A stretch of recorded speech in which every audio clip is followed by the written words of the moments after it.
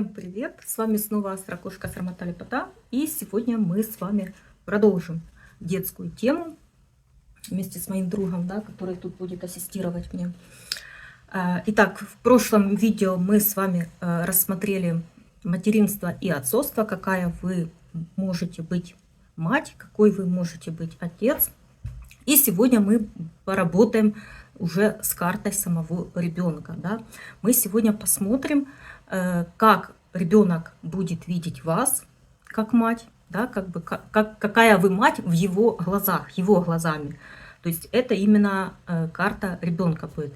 И какие же нужно развивать в ребенке с детства еще навыки, да, то есть не хобби, а больше как вот навыки, таланты, те, которые ему потом во взрослой жизни будут помогать продвигаться и зарабатывать деньги, да, как бы. То есть не те хобби, которые меняют друг друга, да, как бы каждые 2-3 месяца, как это у детей очень часто наблюдается, особенно у подростков, когда они еще не совсем могут понимать, кто они вообще, что им интересно, и они все просто пробуют, да. А вот те навыки, которые в них заложены изначально в карте, да, как бы от рождения, но которые как бы в ваших силах просто развить, как бы давать немножечко как толчок, да, как бы нацеливать внимание ребенка именно вот в этом русле. То есть в первом случае, как ребенок вас воспринимает как мать, это мы будем рассматривать Луну в домах карты ребенка. А вот вторая тема, какие же навыки нужно развивать в ребенке еще с детства, да, которые ему помогут потом, как бы, которые будут у него выигрышными по сравнению с качествами его конкурентов каких-то, да, и остальных людей, как бы, которые его будут как бы продвигать. Это уже мы будем рассматривать второй дом карты ребенка. Почему именно вот эти темы я решила взять? Потому что они самые такие спросовые, востребованные у аудитории, как я смотрю, у мамочек, да. То есть, с одной стороны, им интересно посмотреть, как же ребенок их видит как мать, да, где они косячат, почему возникает какое-то недоразумение, недопонимание с ребенком, в чем могут быть плюсы и минусы как бы этого положения, да, чтобы мама лучше понимала вообще своего ребенка. И вторая тема – это как раз вот чаще всего задаваемые вопросы по будущей профориентации ребенка, да, как бы, когда, ну, это уже, конечно, касается уже таких детей, которые уже ходят, которые уже разговаривают, да, читают уже, как бы, ну, уже начиная со школьного возраста, да, как бы, когда уже можно как-то с ребенком взаимодействовать, направлять его как бы в мир социума уже, да. Вот так вот. Ну, наиболее такие спросовые темы, наиболее такие проблематичные. Итак, давайте посмотрим первую тему. Если Луна ребенка в первом доме, да, в карте ребенка, не в вашей карте, я это подчеркиваю, не в вашей карте, а в карте ребенка вашего, то ребенок будет воспринимать любое мнение мамы в штыки. Он будет понимать, что нужно всегда иметь свое собственное личное мнение и ставить под вопрос, под критику любое мнение мамы как бы со стороны, да.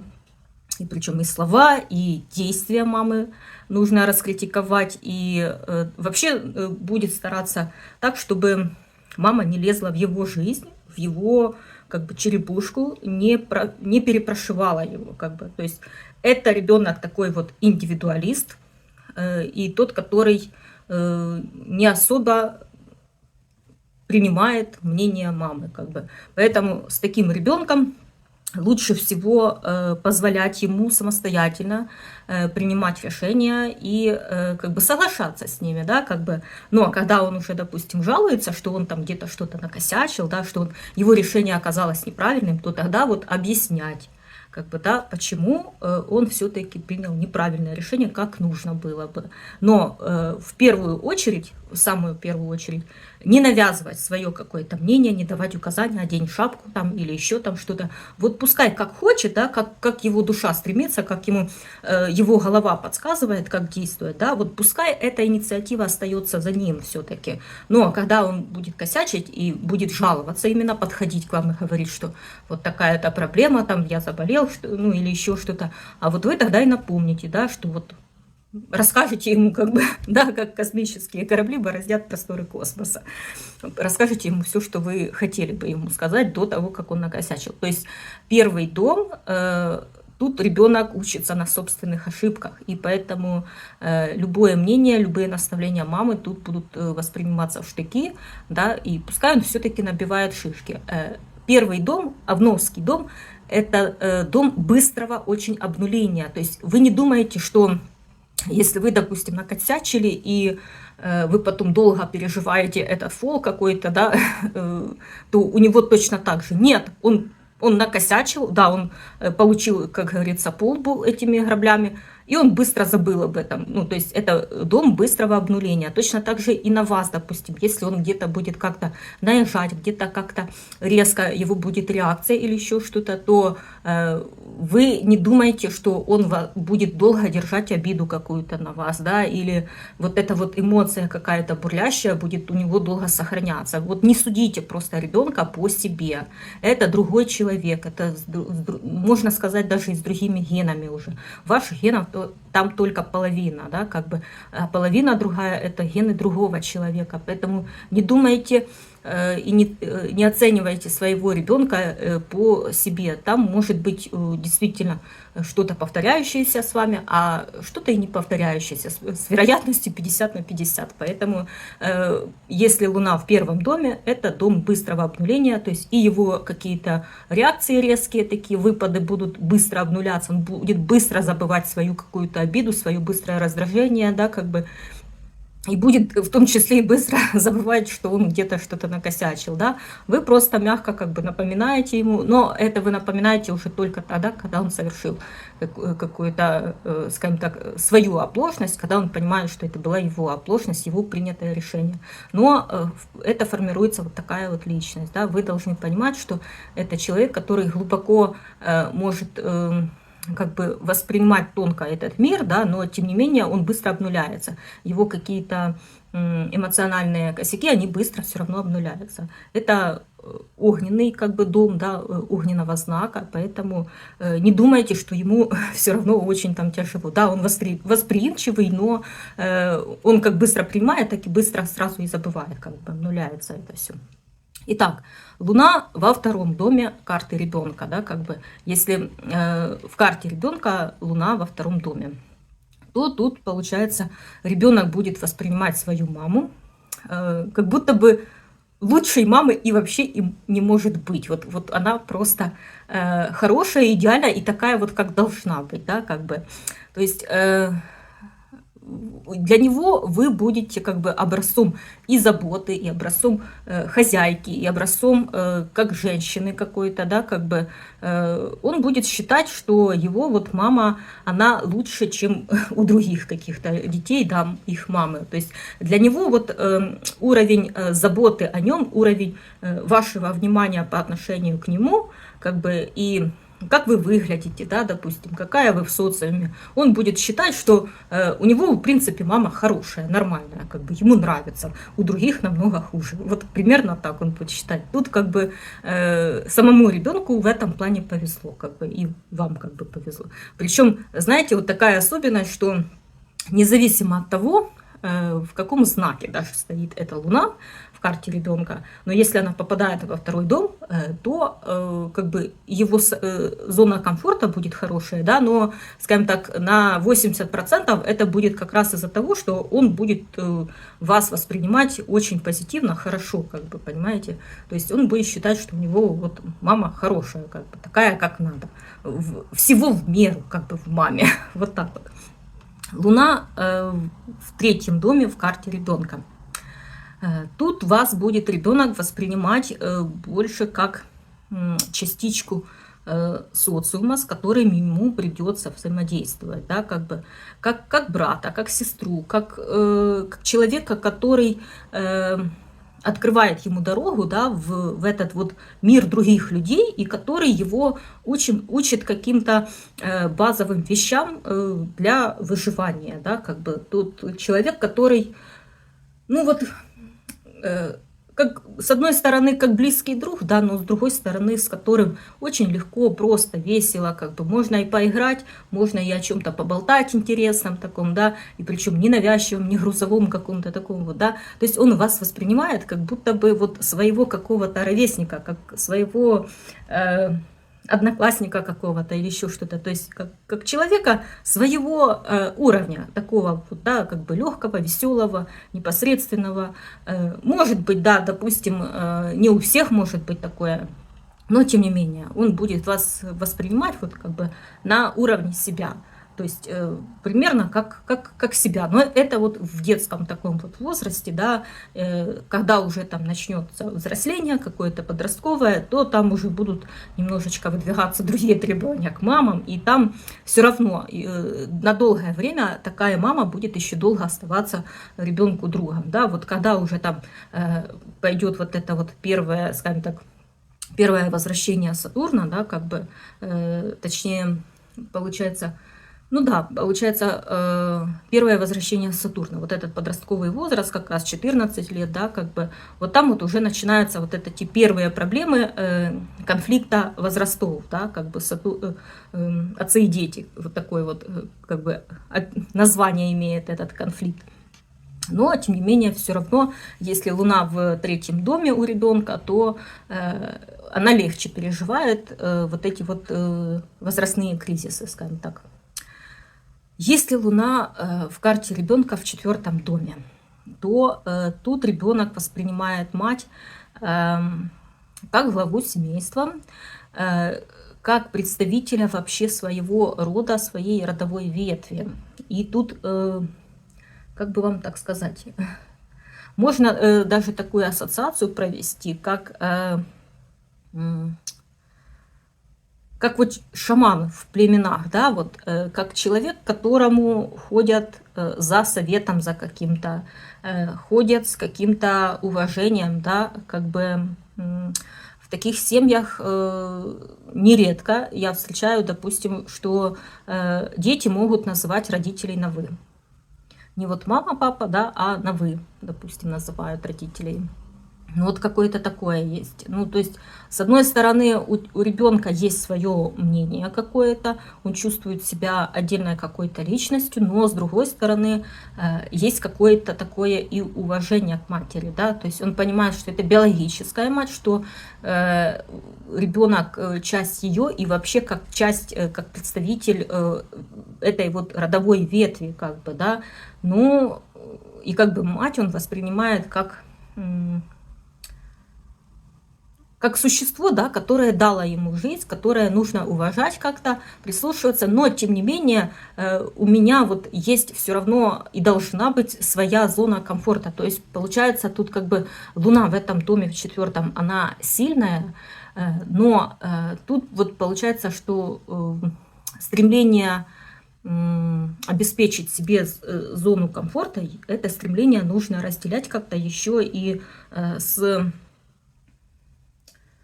с отношением к матери, да, как бы с уважением каким-то к матери. Причем, опять-таки, независимо от того, какая тут мать, хорошая или плохая, вот тут есть все равно какое-то такое подспудное, неосознанное какое-то уважение и какое-то немножко даже как придыхание, да, но при этом всем все равно есть желание сохранять и обеспечивать свою зону комфорта, свой эмоциональный комфорт и понимать, что ты отдельная единица и у тебя есть своя жизнь, помимо как бы жизни матери. Вот примерно так это происходит.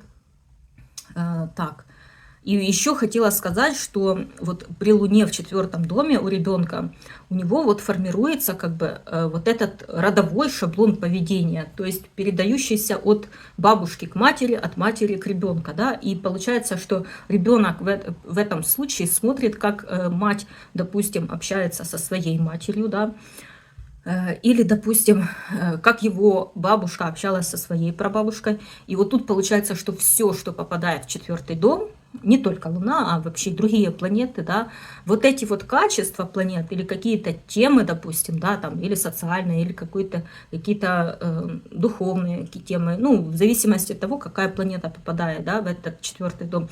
Это вот дом генетической передачи, то есть передачи всего по наследству. И получается, что когда Луна попадает в 4-й дом, то это вот как бы вот эти вот эмоциональные шаблоны проявления, которые передаются из рода в род, как бы, да, по наследству, как бы из поколения в поколение. В этом как раз вот и нужно смотреть, да, для тех, кто занимается, практикует магию какую-то, да, и кто знаком с таким понятием, как, допустим, родовое проклятие, там, да, венец безбрачия или еще что-то. Вот это все нужно смотреть в 4-м доме гороскопа. То есть это вот тот шаблон поведения, те какие-то фобии, страхи, да, или какие-то комплексы, которые передаются от матери к ребенку, от матери к дочери, и так из поколения в поколение. И вот получается, что Луна в 4-м доме, она тут сильная, она вот, тут трудно перестроить вот эти привычки. Но с другой стороны, как бы если человек это осознает и ставит себе такую цель, что-то поменять, да, изменить, я не пойму, что летает. Я не вижу, чтобы что-то летало, но в кадре я почему-то вижу, что что-то пролетает. Странно. Духи, наверное, какие-то уже летают у меня. Так, возвращаемся. Ну, в общем, Луна, с одной стороны, пока человек не осознал эти косяки по Луне, ему трудно перестроить, да, как бы изменить вот этот привычный для него шаблон поведения. Но, с другой стороны, когда он начинает это осознавать, когда его кто-то там из психологов или из астрологов, ну, кто-то вообще из консультантов, из людей, да, как бы натолкнул на мысль, человек осознает вот эти свои какие-то проблемы, косяки, то и они являются как раз по Луне, то их изменить как раз проще простого по сравнению с проработкой других планет, потому что у Луны очень быстрый цикл, да, в течение месяца, если вы выдержите, продержитесь в нужном для вас новом каком-то шаблоне поведения или какая-то диета или, ну, не знаю, занятие спортом, ну, то есть хотите что-то изменить в себе, да, если вы выдерживаете месяц, то все, как бы у вас перестраивается, как бы эта вся привычка, у вас меняется немножечко состав крови, да, и уже вам намного легче 2-й месяц выдерживать.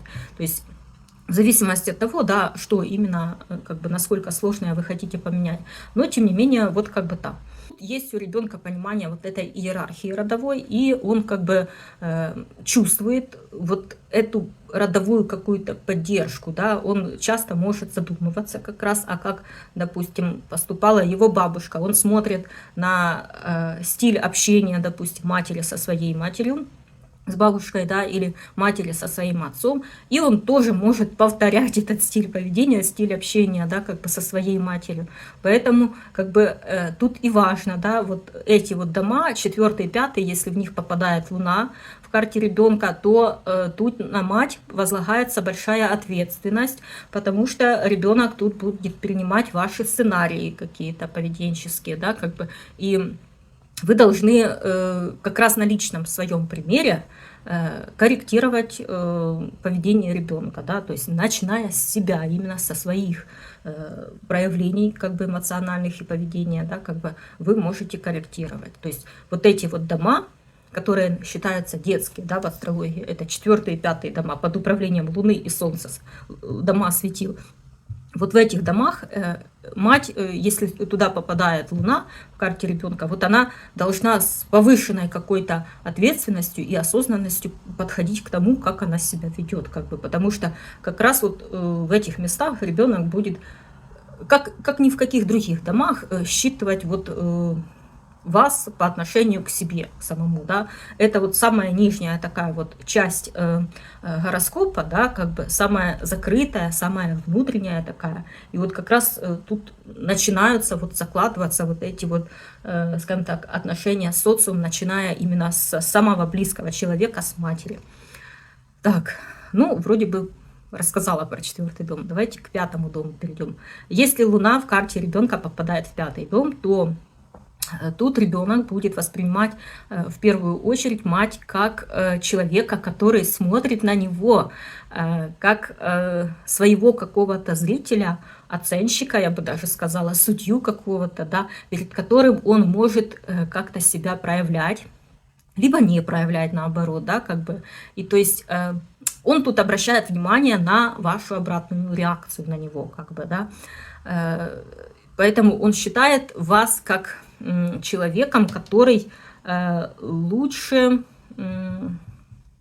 него разбирается, да, как бы, но с другой стороны он понимает, что вот так же и другие люди тогда на него будут смотреть, да, он как бы не то что смущается как-то, но вы в первую очередь как зритель, который смотрит на актера, который на сцене, вот так вот он будет воспринимать. Но с другой стороны, так как это львиный дом, да, и Луна попадает в львиную такую вот королевскую зону, то тут получается все равно его мать становится более привилегированной, какой-то особой. То есть это тот зритель, который сидит вот в вип-зоне, да, в первом ряду, который ближе всего видит его, и вот его внутренний мир видит все его и достоинства, и его недостатки, да, как бы. И нужно как бы не упасть в грязь лицом, да, перед мамой, нужно вот не подвести ожидания такой мамы, да, как бы. И причем вот сколько бы вы ни вкладывали в своего ребенка, если у него Луна в 5 доме, то много или мало вы вкладываетесь, вот неважно, он все равно вас будет считать более какой-то важной такой персоной в его жизни, да, которую, вот, ожидания которой никак нельзя подвести, как бы, понимаете, вот так вот.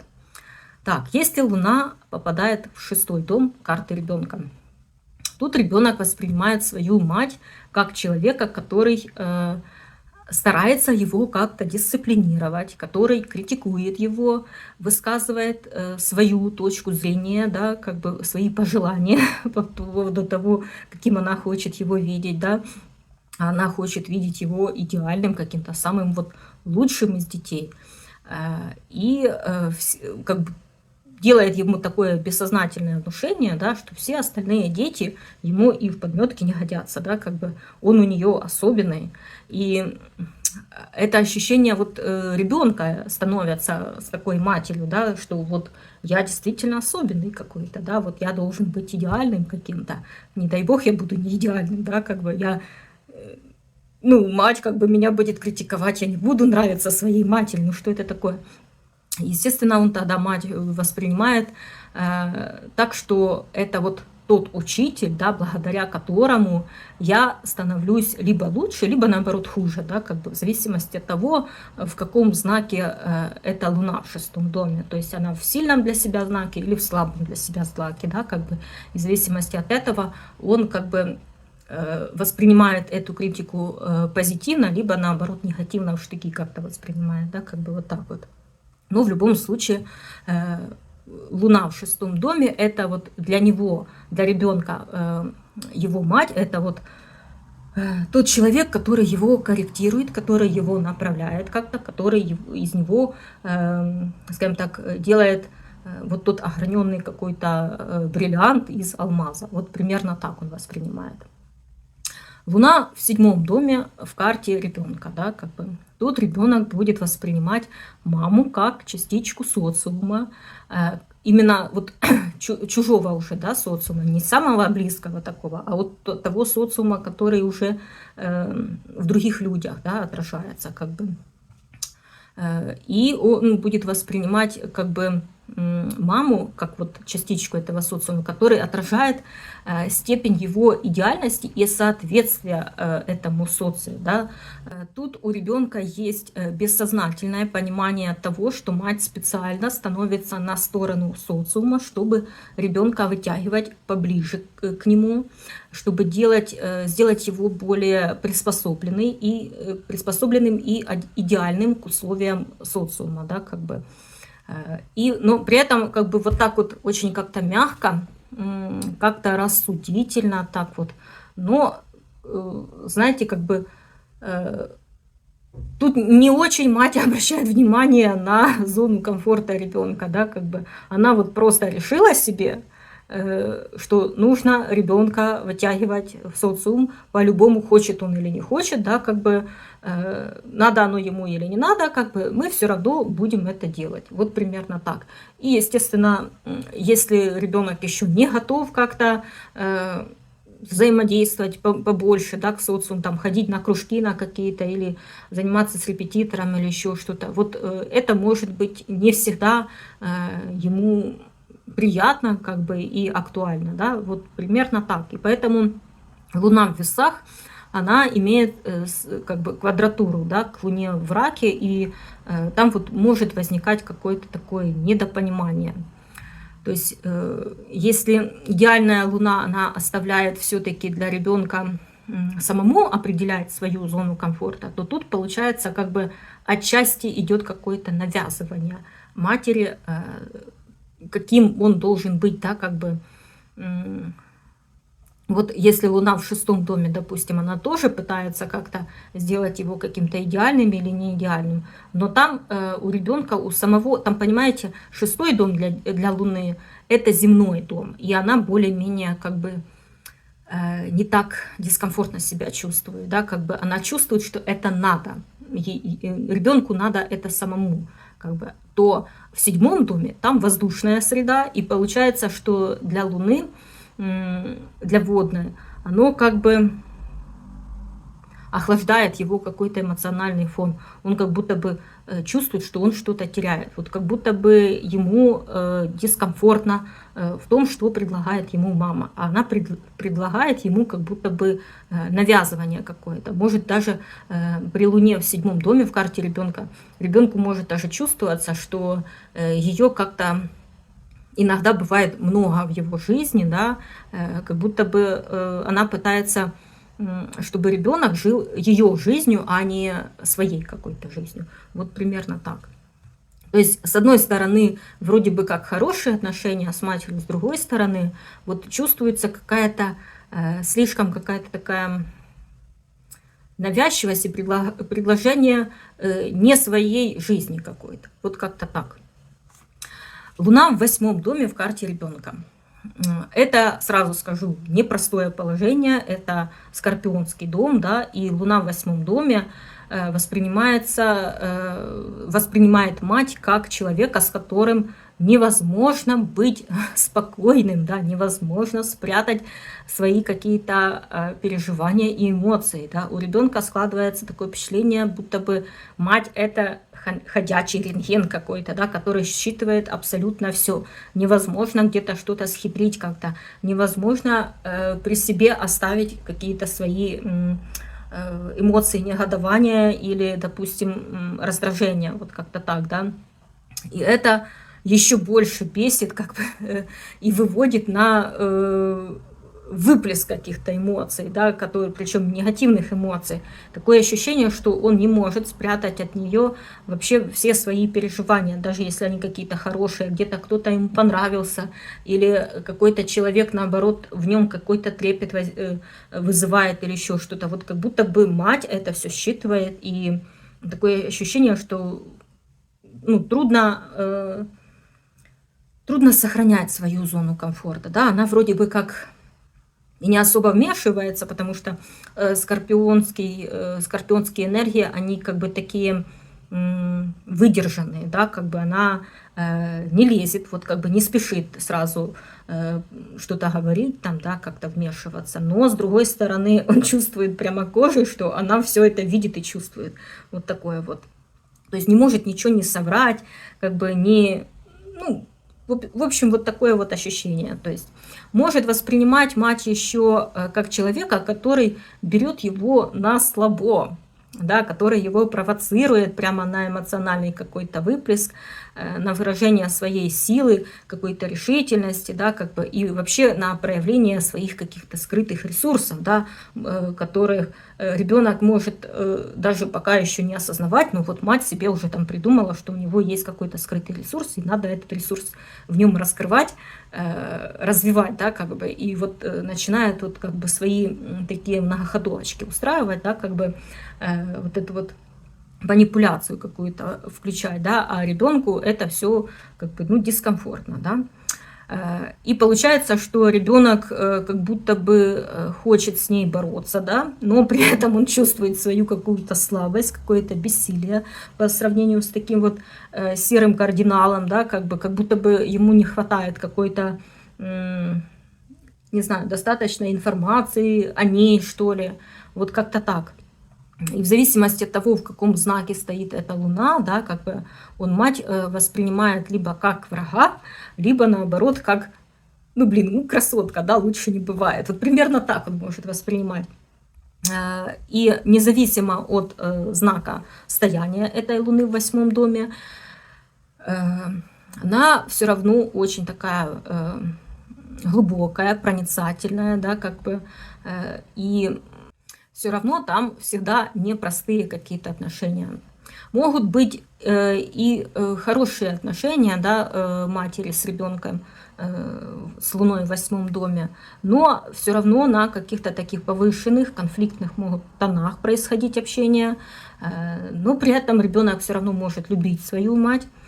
Все равно он к ней привязан глубоко, но чувствует ее какой-то авторитет, прямо давлеющий над ним. Да? А с другой стороны, могут быть и спокойные отношения, но как бы не на повышенных тонах, но будет какой-то все равно бессознательный трепет, страх может даже быть от ее влияния и ощущения от того, что он как бы часть этой силы, да, как бы, которая ему далеко не всегда нравится.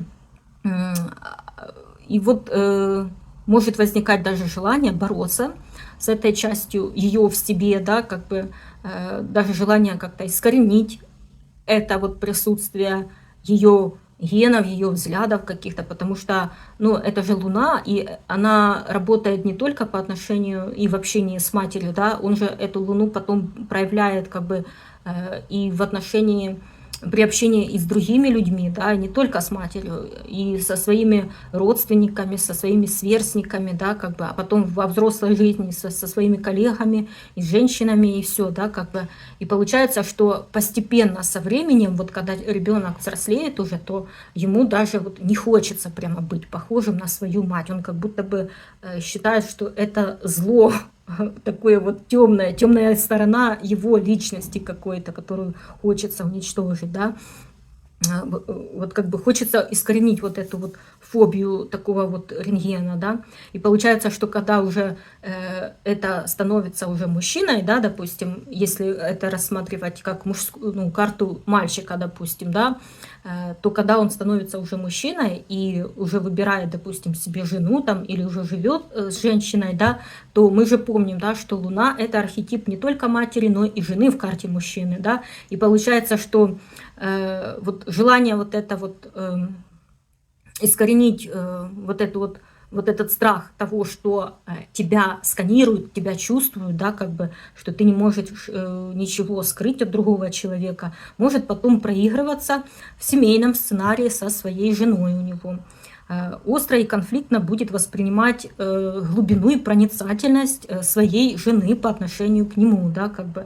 Хотя с матерью он при этом может оставаться в хороших каких-то отношениях, близких, да, как бы, если это, допустим, Луна в сильном положении, допустим, в Раке или в Тельце, да, и в 8 доме, то он все равно будет до конца своих дней все равно в хороших отношениях оставаться с матерью. Но при этом вот будет какая-то все равно, будет на жене отыгрывать вот этот вот сценарий, желание как бы убрать из себя вот эту вот темную сторону, которую ему передает мать, как бы, да. Если это карта девочки, да, то она просто будет тоже воплощать вот этот такой вот сценарий материнского поведения, да, это тоже будут вот такие вот глубокие непростые отношения с матерью.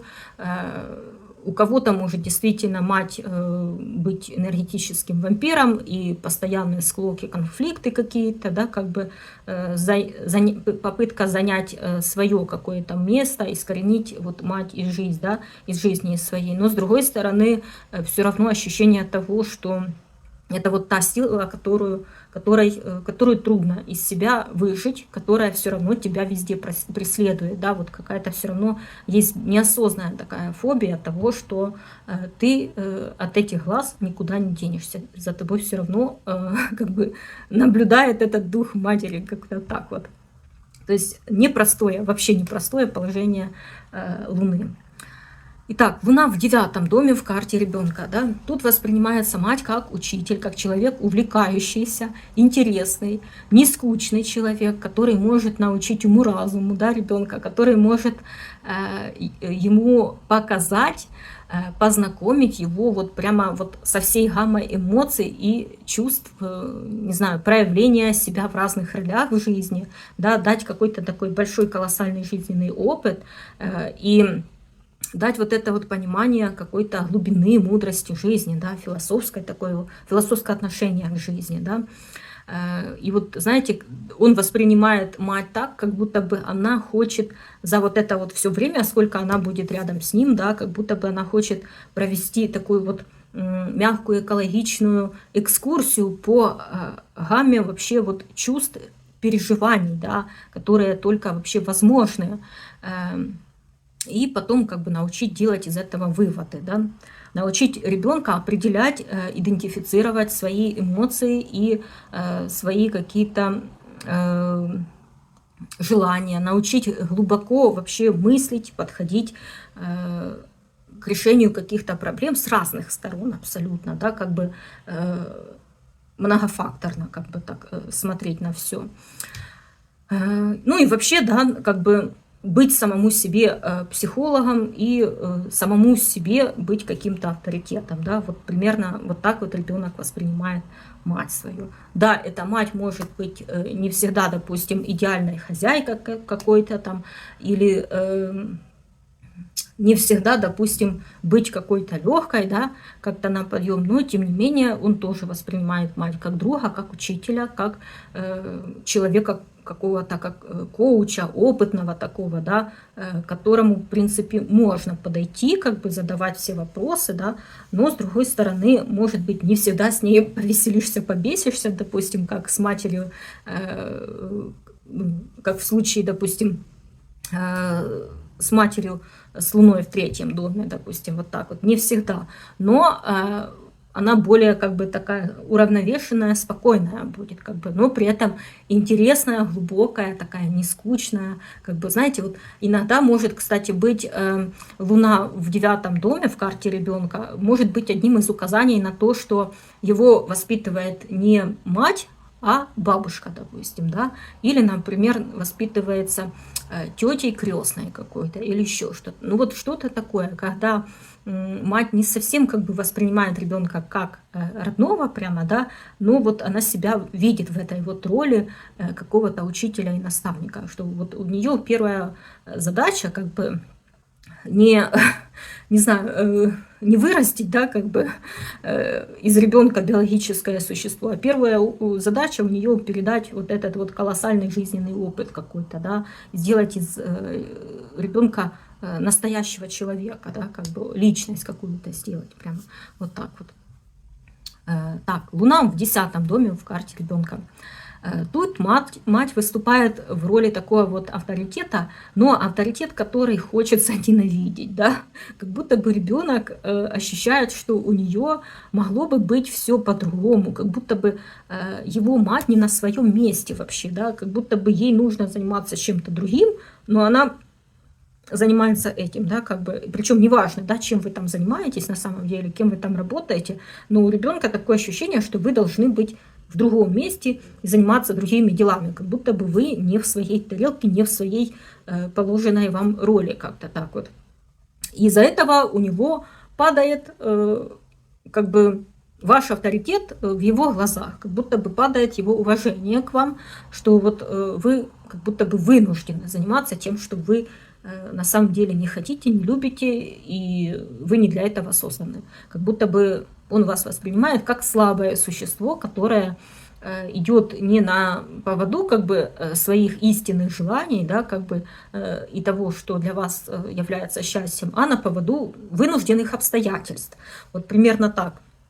Поэтому ребенку с таким положением, да, Луны в 10 доме, может быть, иногда хочется осудить такую мать, причем он может ее осуждать и как словами, допустим, как-то именно вербализировать, да, это осуждение, если, допустим, там Луна в огненных и воздушных знаках, а может и не вербализировать, а просто как бы ну, в себе как бы это держать, да, и как-то выражать более пассивно, допустим, да, если это Луна в 10-м доме, в там водных или в земных каких-то знаках, ну вот как бы так, потому что, ну, 10-й дом это дом Козерога, это дом изгнания Луны, и поэтому вот там вот может такая быть история, что ребенок вас может как бы воспринимать наоборот авторитетом, который не является авторитетом, да, как бы как примером того человека, который пошел не своей дорогой, вот примерно так. И вот, знаете, когда вот он воспринимает мать, что она не на своем месте, да, как бы хочется осудить, раскритиковать, хочется ее поставить как бы на свое место, на какое-то. И вот как будто бы он не до конца понимает вот чувства и эмоции своей матери даже, вот в тех условиях, в которых она с ним как бы пребывает. Как будто бы он понимает, что она ведет себя даже неестественно, да, вот если бы она занималась своим делом, она бы была бы какой-то другой вообще. Я бы, наверное, увидел свою маму в другом образе, в другом настроении, с другими какими-то эмоциями. А так как она вот не на своем месте, она как будто бы играет другую роль какую-то, чужую, да, я не понимаю, как бы, и это все как бы транслируется на ребенка, да, то есть ему как будто бы недостаточно близости и взаимопонимания с этой мамой, да, как бы из-за того, что вот есть какой-то такой диссонанс, как будто бы она не такая, как должна быть, да, как бы я не понимаю, я не могу понять, мне стоит доверять, да, как бы к этой, ну, этой мимике, этим эмоциям, которые она ко мне проявляет, да, вот как бы в этой вот ситуации, в этих вот условиях, или не стоит мне как бы этому доверять, и это все как бы ложь и наигранность какая-то, да, вот как бы так.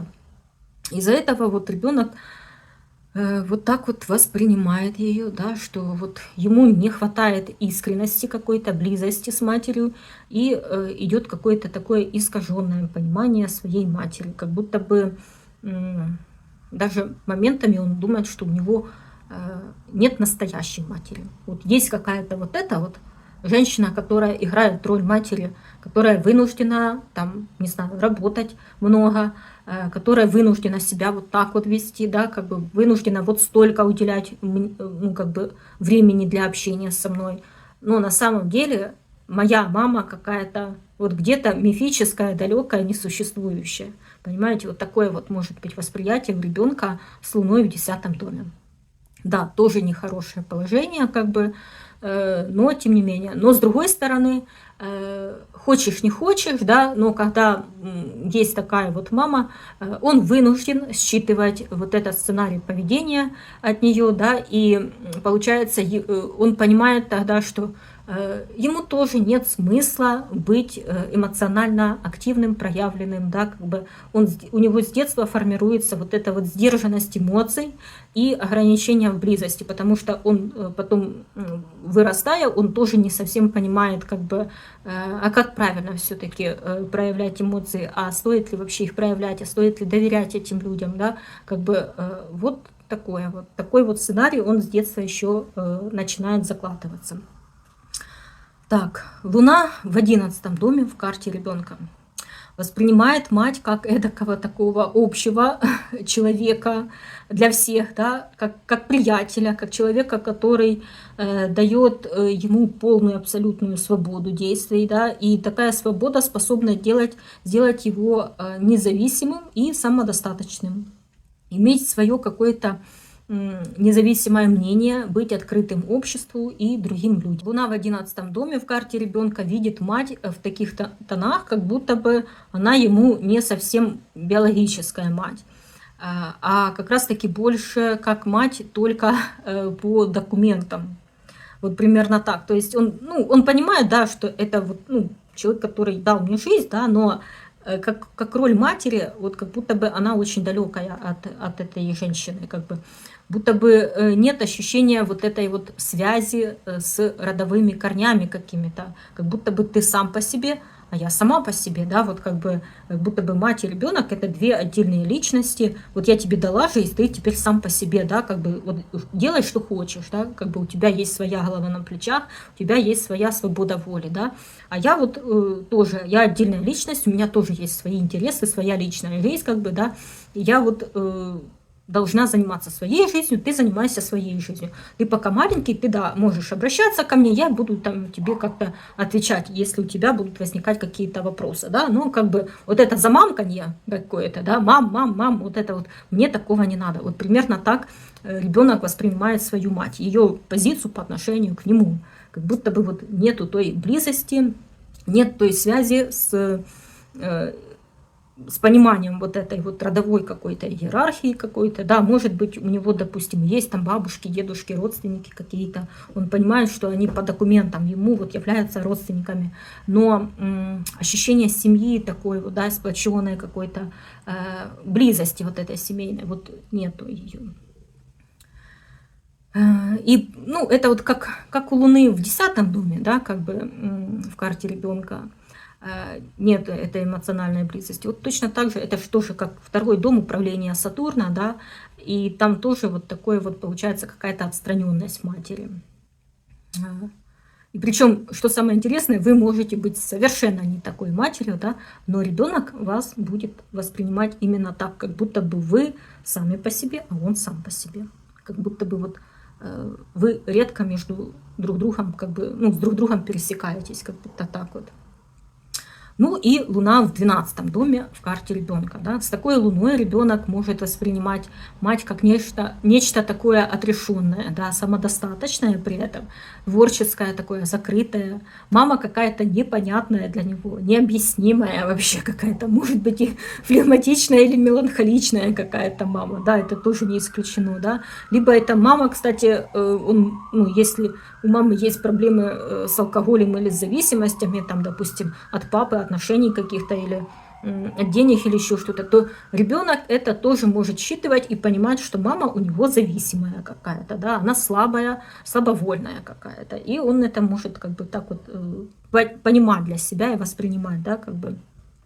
То есть вообще ребенок с Луной в 12-м доме это так же вот как ребенок с Луной в 9-м доме, да, это вот дома под управлением Юпитера, да, как бы они чем-то похожи, и это дети с более зрелой какой-то такой душой, да, с более таким мудрым подходом и пониманием жизни, да, и поэтому если он видит, что его мама, слабая, как бы, да, то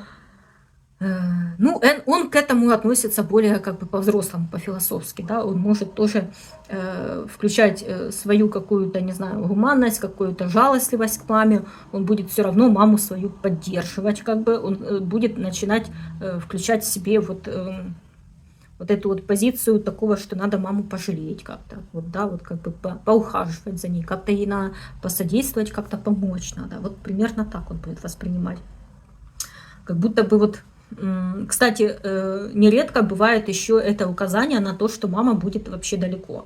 Да, как бы у кого не эта история, да, я говорю, не всегда, потому что мне потом пишут в комментариях, что вот, допустим, там вы в теме про заработок и финансы, да, допустим, там Венера во 2-м доме, там, я не помню уже, как писали, короче, что если я не аграрий, да, для секса я тоже не подхожу, все, типа, они услышали только 2 этих, то есть люди настолько плоско воспринимают мою информацию, да, настолько узко они смотрят, я просто привожу примеры, чтобы вы чувствовали, как нужно думать, в каком направлении, да, как бы думать, а там еще очень много вариантов различных, да, как бы не считывайте вот так вот, как будто бы вы лошадь, у которой висят вот эти шторы, и вы вот видите только вот это. Нет, вы смотрите намного шире, как бы. Если я говорю, что это может быть одно из указаний, да, но это не обязательно, что у всех. У вас уже оно не проигралось, значит, вам не подходит это. Я говорю, что на будущее, допустим, если это может быть просто, как бы не удивляйтесь, если вы, допустим, в карте другого ребенка, у которого действительно мама живет, работает за границей, да, а его воспитывает бабушка, допустим. Потому что я уже говорила, что Луна в 9 доме в карте ребенка может быть одним из указаний на то, что его растит и воспитывает, ну, допустим, бабушка его, да, как бы. А так как 12-й дом, он, допустим, второй дом под управлением Юпитера, это тоже может быть похожий, допустим, сценарий такой вот, да, что мама за границей где-то, а он с бабушкой, допустим, и тоже ребенок такой более намного раньше, скажем так, становится взрослым и самостоятельным, да, как бы вот так вот. Но это не обязательно, что у всех так будет. Это просто я говорю, чтобы вы потом не удивлялись, если вы потом у кого-то где-то в карте такое вот встретите, и у человека действительно есть такой сценарий. Это вот от этого всего. Вот так вот, ну, как бы, это из-за того, что вот Луна там стоит, допустим. Не думайте вот так вот, прямо не цепляйтесь к словам. Я вам просто даю как бы направление как бы рассуждения, да, как нужно анализировать, как нужно думать, просто как понимать. Но вариантов может быть масса, много разных абсолютно. И я просто вам даю как бы подсказку, да, как анализировать это. Так, ну и получается, что при таком вот положении, да, как бы Луны в 12 доме в карте ребенка, да, у ребенка может складываться такое ощущение, что с матерью нужно общаться только по каким-то отдельным вопросам, да, что лучше ее лишний раз как-то не беспокоить, да, и, допустим, в тех моментах, где он может сам обойтись без нее, вот там лучше маму не надо, ну, как бы не трогать, ничего у нее не спрашивать, да, а там вот, допустим, где мама сама заинтересована, он знает, да, что ей нравится это все, допустим, она там засветится, сразу глаза заблестят у нее на эту тему, допустим, дали в школе какое-то творческое задание, да, вот, а вы знаете, да, что у вас мама любит всякое такое, то вы обязательно к ней подходите, допустим, да, и вы понимаете, что, да, у вас есть мама, которая вас любит, которая с вами с удовольствием проведет время, как бы, да, а вот, допустим, какие-то другие моменты, да, вы знаете, что это маме неинтересно, вы знаете, что к ней лучше вообще с этим не подходить, допустим.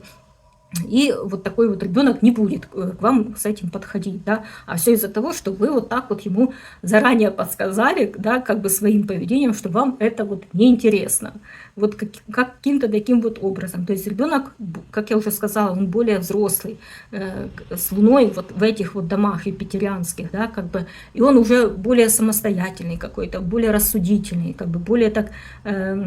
как бы, как сказать, рационально так вот подходит вообще к жизни, к вопросам, да, как бы, то есть он не будет вас ходить вот это вот замамкивать постоянно, да, как бы, как есть вот другие дети, которые мам, каждые 5 минут, да, вот это вот.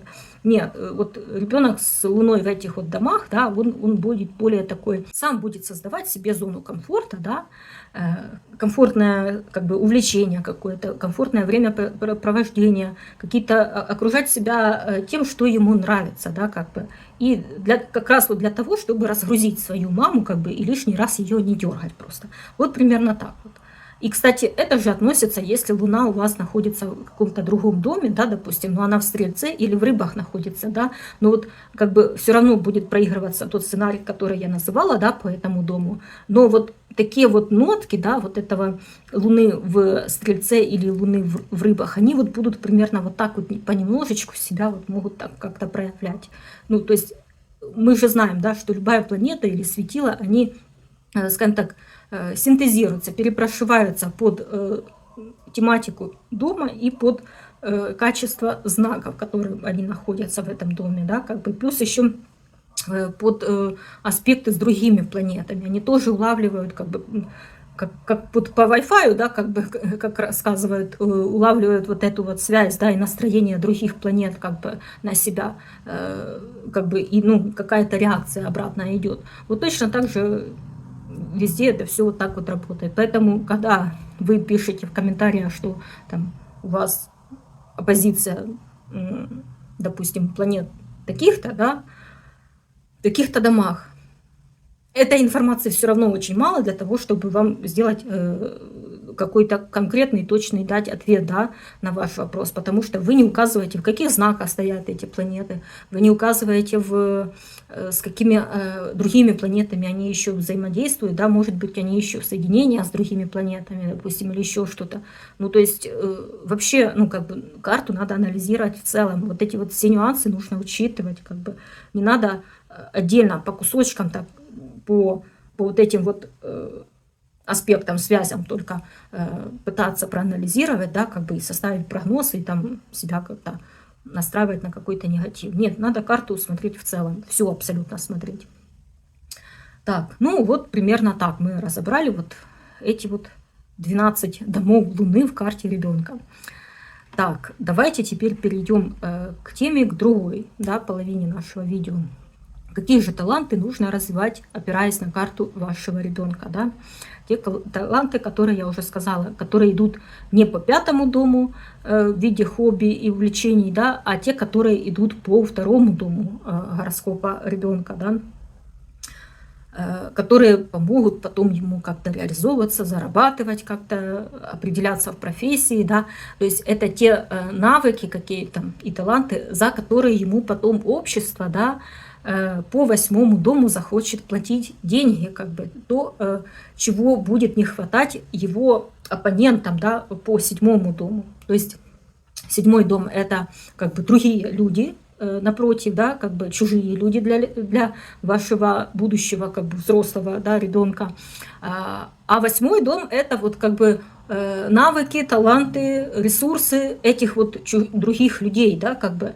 И вот как раз эта оппозиция, да, ось 8-2, как раз указывает на то, что есть из ресурсов у вашего ребенка, да, как бы, что будет в избытке, и чего, наоборот, будет не хватать другим людям, и за что они будут вынуждены либо с удовольствием платить деньги, допустим, вашему ребенку, да, и вот что нужно развивать в ребенке еще скажем так, с детства, да, в нем, что у него есть заложено, к чему у него есть этот потенциал, но просто нужно как-то сосредотачивать, понимать, развивать, как-то усиливать, может быть, да, чтобы, может быть, больше уделять времени этим навыкам каким-то, чем вот тем навыкам, которые идут по 5-му дому, да, чтобы вы не сливали как бы свой бюджет на какие-то такие абсолютно ненужные. В идеале 2-й дом, он должен резонировать с 5-м домом. Вот тогда вот вообще бомба будет. Ребенок будет заниматься тем, что ему нравится, к чему у него лежит душа, да, и с другой стороны, у него есть к этому способности, есть, скажем так, его заложенные какие-то с детства воспитанные вот эти вот умения, навыки, да, как бы, и он тогда действительно это будет как бы монетизировать, работать с душой, работать с удовольствием для других людей, да, ему с удовольствием будут за это платить как бы деньги, да, это будет, ну, вполне себе счастливый человек, да, как бы вот так вот. Поэтому старайтесь подбирать, как бы учитывать и 5-й дом, да, как бы, но развивать все-таки 2-й дом, но учитывать 5-й все равно, да, вот смотрите, какое хобби, допустим, ребенку нравится, да, что он хочет попробовать из новенького, и вы смотрите, насколько оно резонирует, да, прописывается, совпадает со 2-м домом, допустим, карты ребенка. Вот то можно, скажем так, смело, прямо с удовольствием больше как бы уделять этому время. Прежде чем перейдем к знакам, да, нужно еще учитывать стихии, да, общее такое вот.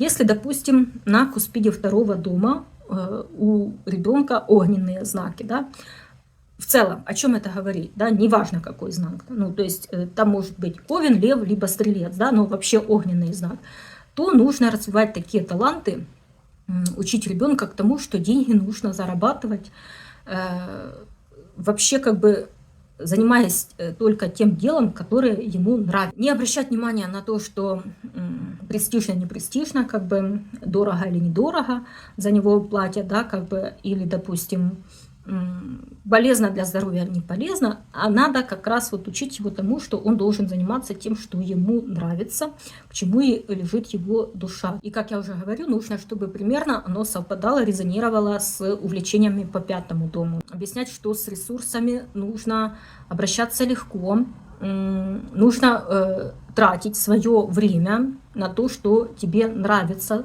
не жалеть, скажем так, ресурсов на то, что тебе нравится, не жалеть сил, не зажиматься и не экономить на себе, да, И при таком подходе к обучению ребенка нужно давать ему понимание еще того, что он должен быть гиб, быстро как бы мобилизироваться и выходить в ресурсное какое-то состояние. То есть как бы жизнь его потом не била, не трепала, ему нужно научиться быстро отходить от каких-то неприятностей, от каких-то неудач каких-то. Да? Нужно его учить тому, что жизнь очень переменчивая, что в его силах научиться воспринимать какие-то неудачи не так болезненно, да, как бы находить в себе силы, вытаскивать себя из какого-то негативного, пессимистического состояния, да, как бы, так как напротив будет у него воздушный знак какой-то, то это будут те люди, в которых, допустим, недостаточно будет мотивации, да, и его будут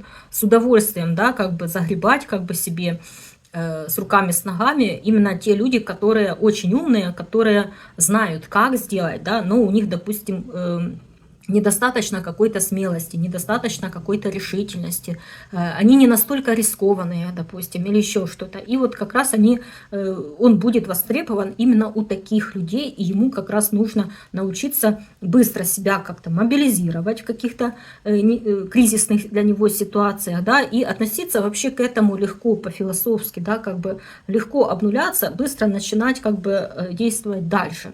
Вот этому его нужно вот будет учить. Если у него, допустим, на куспиде второго дома огненные знаки, да, как бы. Если на куспиде второго дома ребенка земные знаки, телец, дева, либо козерог, да, то нужно объяснять, что наоборот, нужно экономить свои ресурсы, свои физические силы, нужно беречь свое здоровье, да, как бы физическое, что нужно вообще бережно относиться к своему времени, к расходованию своих физических сил, да, как бы учить его тайм-менеджменту какому-то, да, что вот это вот энергообмен должен быть всегда равноценным, да, как бы не надо растрачивать свои силы зря. Нужно медленно, но уверенно все равно идти к своей цели какой-то, да, если вы действительно этого хотите и как бы взвешенно уже подошли, решили, что это действительно ваше, как бы, ну, его, да, как бы ребенок. И вообще нужно учить его тому, что у него всегда должен быть какой-то резерв. Резерв времени, резерв каких-то ресурсов, резерв денег каких-то, да, не знаю, делать запасы по питанию, допустим, или еще чего-то. Но при этом нужно научить, что не нужно прямо сильно большой резерв делать, потому что учить нужно, что энергия должна меняться, энергия должна двигаться, ресурсы тоже должны как-то меняться и двигаться, да. Поэтому напротив второго дома будет, значит, куспид восьмого дома в водном знаке, да, и получается, что такой, как он, будет востребован у людей каких-то слабых, мнительных каких-то, да, тех, которые не умеют, может быть, накапливать деньги или не умеют правильно распределять свои ресурсы, не умеют правильно планировать, допустим, или не обладают, допустим, качеством все рассчитать, да, спланировать, прийти вовремя или еще что-то, да, и вот с руками, с ногами как раз вот такие вот люди вас будут забирать к себе, как бы в партнеры или в сотрудники, допустим. Ну, то есть будут стараться как раз вас как бы выгодно для себя купить, да, как бы, и с удовольствием будут вам платить деньги, если вы, опять-таки, себе поставите хорошую цену, да, как бы покажете, что вы того стоите. Ну, это ребенку нужно это объяснять, что вот он может вот так вот как бы быть полезным вот таким вот людям, что не все обладают такой способностью, таким талантом, вот быть вот таким вот запасливым или таким вот просчитанным, продуманным, таким практичным, допустим. Не все умеют работать руками, допустим, вот так вот. Так. Или, допустим, будут встречаться ему люди, которые очень такие мнительные, переживательные, да, и что это нормально, что есть такие люди. Нужно учить ребенка, что люди бывают абсолютно разные, но тебе вот будут встречаться вот такие вот, у которых не всегда вот есть вот такие качества, как у тебя, да, поэтому себя цени, себя предлагай, но предлагай так, чтобы было выгодно, интересно, чтобы ты не выгорал потом эмоционально, чтобы тебе вот было как бы что отложить потом, да, как бы из твоего заработка, чтобы тебе оставалось именно на то, чтобы отложить, допустим, еще. У тебя, ну, должен быть всегда резерв. Если во втором доме в карте ребенка преобладает, допустим, водный знак, да, на куспиде второго дома у ребенка водный знак, рыбы, рак, скорпион, да, то нужно объяснять ребенку, что у них есть нюх прямо на деньги, да, и вообще у них хорошо работает интуиция на то, как что-то закончится, как будет развиваться ситуация дальше, допустим, да. И поэтому ему важно как бы не ну, как бы доверять своей интуиции, да, не бояться своих каких-то внутренних ощущений, да, не бояться своей какой-то творческой проявленности, уметь правильно мечтать, допустим, потому что у таких людей вот как бы сразу, да, уже когда ребенок школьного возраста, объясняйте ему, что как правильно мечтать, да, у таких людей очень часто мечты вот исполняются прямо от визуализации, от правильной постановки, да, как бы задачи. И вот просто учите этому ребенка своего еще с детства, да, что вот мечты все-таки имеют свойство сбываться, да, и путем вот веры в их исполнение, допустим, путем правильной визуализации, объясните ему по-взрослому, да, он начнет это все правильно понимать, он способен как бы достигать своих целей, да, вот как-то так, ну, то есть не только творчество какое-то, да, но и объясняйте, что вот у тебя есть вот этот вот талант, ты его не закапывай в себе, пожалуйста, как бы слушай свою интуицию, да, как бы не у всех есть это как бы качество, не у всех, но у тебя вот оно есть, поэтому ты ему... Ну, естественно, нужно давать зеленый свет, да, как бы на любые какие-то водные виды спорта, на любые проявления и интерес к медицине, к психологии, да, увлечение любыми, ну, как бы видами работы с водой, с жидкостями, в принципе, да. Та же самая, допустим, парфюмерия или химия какая-то, да, или, допустим, там увлечение кораблями, паромами, да, путешествиями на паромах, допустим. Ну, вот как-то так. То есть хорошо, если все-таки второй дом, он как-то резонирует, совпадает с хобби по пятому дому. Вот там тоже смотрите, чтобы это совпадало, да. Объясняйте, что у такого человека, да, вот у ребенка с куспидом второго дома в водном знаке, у него может быть вот склонность к естественным каким-то наукам, да, и вот надо развивать у него все-таки вот любовь к биологии, к медицине, к животным, к тому, к способности вообще считывать интуитивно, да, информацию и от людей, да, и при общении с животными какими-то, да, люди могут легко считывать, вот как бы общаться с животными, да, на интуитивном уровне, с таким, если вот на куспиде второго дома есть водный знак, то надо вот такие вот качества развивать, не надо пытаться выбить из ребенка какую-то дурь, как некоторые считают, да, и типа пытаться сделать из него более какого-то практичного, более приземленного какого-то человека, да, потому что, по вашему мнению, только такие люди достигают больших вершин каких-то, да, финансовых. Нет, абсолютно не всегда. И в моих угадайках полно примеров тому, что есть люди успешные и не с такими положениями даже, как бы, да. Все в мире абсолютно в гармонии. И карта, она всегда стремится к балансу во всем, да, то есть в любом случае его будет подтягивать какой-то другой тогда дом, какие-то другие сферы, где он будет, допустим, расходовать то, что преобладает в одном доме, как бы он будет потом расходовать в противоположном доме, допустим, его, да, и поэтому вот нам и встречаются такие вот люди, которые часто живут по противоположному дому, по противоположному знаку, да, в соответствии с какой-то там планетой.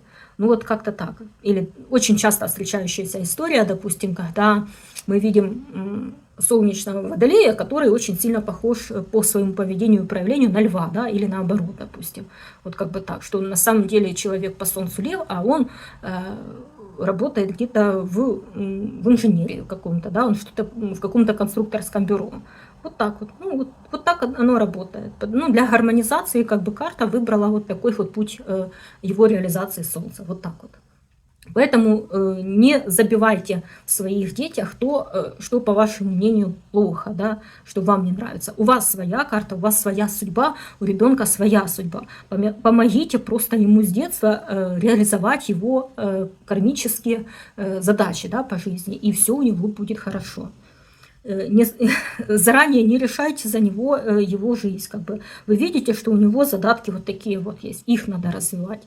Да, как бы никогда не думайте, что, допустим, на картинах, допустим, невозможно хорошо заработать, да, как бы, или что можно заработать большие деньги, только будучи каким-то банкиром. Нет, абсолютно. Многие художники зарабатывают значительно больше, чем те же самые некоторые банкиры на самом деле.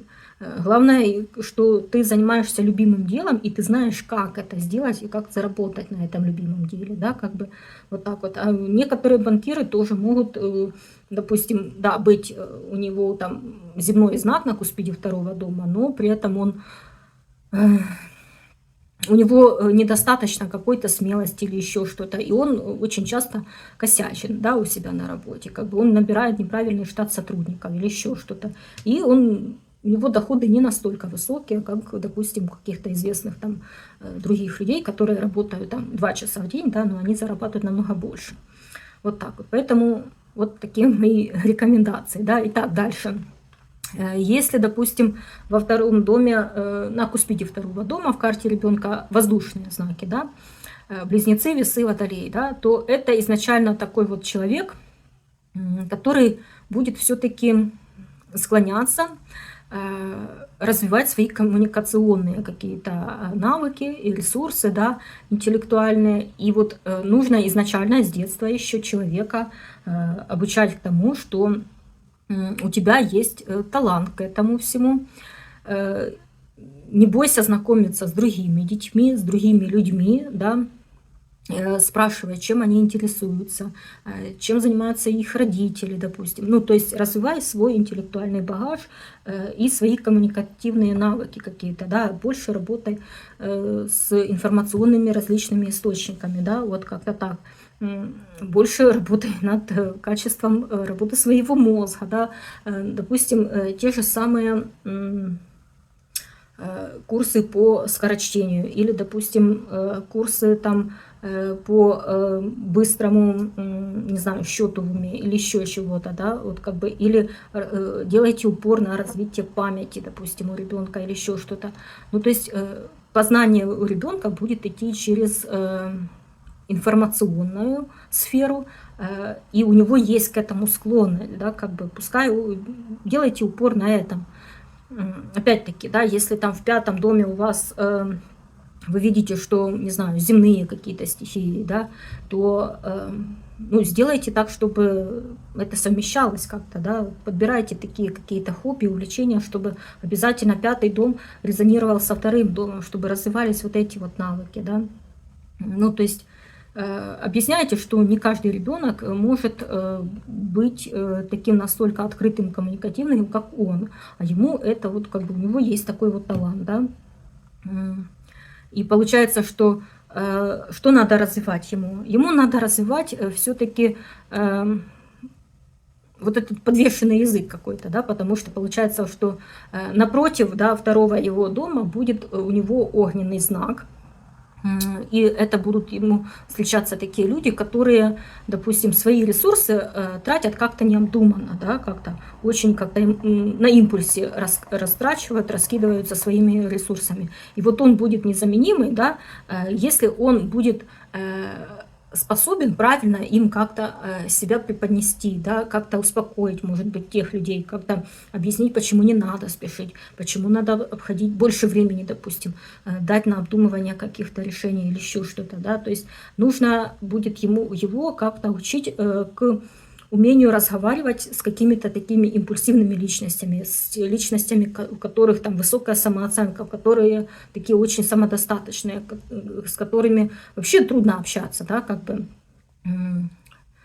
И поэтому вот как бы да, вот такому вот интеллектуальному какому-то общению надо учить такого ребенка, чтобы вот он умел доносить свою точку зрения тем людям, которым ее трудно донести вообще, которые его не слушают, да, как бы, может быть, какие-то курсы по навыку, допустим, захвата чужого внимания или каких-то публичных выступлений, ораторского мастерства, или, допустим, те же самые, ну, там, психология и влияние словом, допустим, да, вот что-то такое, ну, то есть различное. Или самое элементарное, научиться все-таки составлять какие-то сочинения, да, как бы, как поставить свое слово, как поставить свою речь. Вот с детства просто еще надо учить этому, что вот как правильно выразить свою мысль. И вот это все, это можно прямо уже ну, там, с первого, со второго класса этому учить ребенка. Вот так. Итак, если на куспите второго дома у ребенка Овен, то такому ребенку нужно опираться на, делать упор как бы на его физическую активность, на качество его физического здоровья, его тела, учить его работе с мышцами, допустим, как правильно все-таки делать какие-то упражнения, какие упражнения будут полезными, какие упражнения могут быть, допустим, опасные для него, да, как-то так. Как следить за своим здоровьем, за своим иммунитетом, выносливостью, живучестью, да, как бы, если это, допустим, мальчик, да, то нужно обязательно его отдавать на какой-то спорт, где ему будут объяснять и давать вот эти вот все азы, как бы, занятия спортом.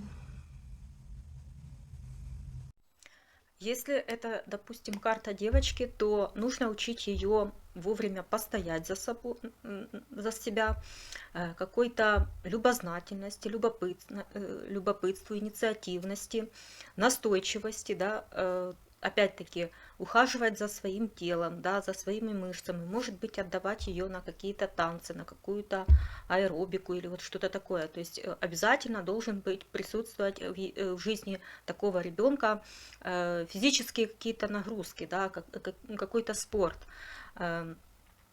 Это все связано с тем, что если куспит второго дома, допустим, чаще всего, да, в Овне, то получается на десценденте, на куспиде седьмого дома у такого человека будет, получается, Овен у нас, и куспид восьмого дома у нас будут весы. То есть получается, что такому ребенку потом в дальнейшем во взрослой жизни будут попадаться такие вот люди, которые очень настойчивые тоже, да, инициативные такие лидеры, но при этом в плане своих каких-то ресурсов они достаточно мягкие какие-то, нерешительные могут быть. То есть, либо, допустим, не особо умеющие ухаживать за своим внешним видом, да, и вот получается, как бы, либо у них не хватает мотивации какой-то именно для поддержания своих каких-то физических ресурсов, да, и вот потом в будущем можно будет таким людям продавать как бы свои таланты, свои знания какие-то, да, по поддержанию вот такого вот образа Овновского, да, сильного такого, инициативного, подтянутого, может быть. Может, допустим, эта же девочка потом станет, допустим, фитнес-инструктором каким-то, или личным тренером, или каким-то коучем, или еще кем-то, да, то есть человеком, который сможет продавать вот свои знания, да, вот этим вот, те, которые на десценденте Овны, но при этом у них куспид второго дома будет в весах все-таки, да, то есть это такие немножечко зажиточные начальники, но немножко ленивые в плане своего тела, своей внешности и красоты. Вот примерно такие будут люди попадаться. Вот такие люди, они как раз и будут скажем так, находить такую родную себе душу, да, которой они доверяют, в плане того, чтобы их какие-то ресурсы вы смогли подтянуть до нужного уровня. Потому что у вас эта мотивация на ресурсы, она есть, а у них нету. Вот так вот. Если на куспите второго дома ребенка телец, допустим, да, то какие нужно таланты и навыки развивать? Следить за своей внешностью, да, то, что я вот только что сказала про, скажем так, оппонентов, про других людей, да, которые будут попадаться ребенку с куспидом второго в Овне. То есть вот эти вот венерианские такие типажи, да, то есть те, которые, скажем так, понимают в красоте, у них есть от природы эстетический вкус какой-то, но, может быть, не всегда им хватает мотивации какой-то и какой-то целеустремленности, чтобы ставить какие-то цели и их достигать, этих результатов, да. Но, тем не менее, у них есть такой вот от природы навык чувства вкуса, чувства стиля какого-то. И вот получается, что вот этот навык как раз нужно развивать в ребенке, да.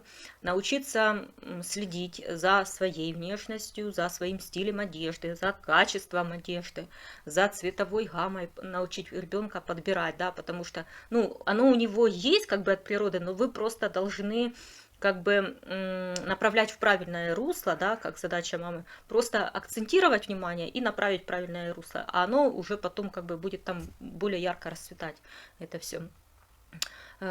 Как правильно наносить тот же самый макияж, допустим, в будущем, да, как себя держать, допустим, в обществе, да, или где-то на каких-то банкетах. В общем, разбираться, может быть, в питании, в продуктах, в качестве продуктов, допустим, да, какие цвета подбирать под фенотип внешности. Вот эти азы вам нужно как бы ребенку ну, придать, как бы, да, их направить в ребенке. Если это карта мальчика, допустим, то опять-таки у него тоже может быть талант, да, какой-то вот как бы дар заложенный, то, что он чувствует, допустим, качество материала, он тоже чувствует цвета, разбирается в цветах, да, может быть, действительно он сможет стать каким-то, не знаю, дизайнером, да, допустим, а почему бы и нет, да, или, допустим, что еще можно сказать? Он, допустим, может разбираться в то, что я уже сказала, в качестве продуктов, да, он может разбираться вообще в настроя самого человека, да, насколько он гармоничен, либо не гармоничен. Так же, как была история с куспидом второго в Овне, да, такому же мальчику можно и с куспидом второго в Тельце можно тоже становиться фитнес-инструктором, который тоже чувствует, скажем так, красоту тела, но она больше не через активную какую-то деятельность и активные виды спорта, да, а вот больше как через спокойные, более такие гармоничные какие-то виды физических нагрузок. Та же самая йога, допустим, или какие еще могут быть виды, тот же самый пилатес, я не знаю, ну вот такие вот нагрузки, которые помягче немножечко, да. По тельцу, да, может, допустим, мальчика направлять в сторону кондитерки какой-то, либо кулинарии, да, потому что телец у нас тоже отвечает за питание, за продукты, за качество продуктов, за способность сохранять как можно дольше их хорошее качество, да, вот как бы вот в этом всем направлять.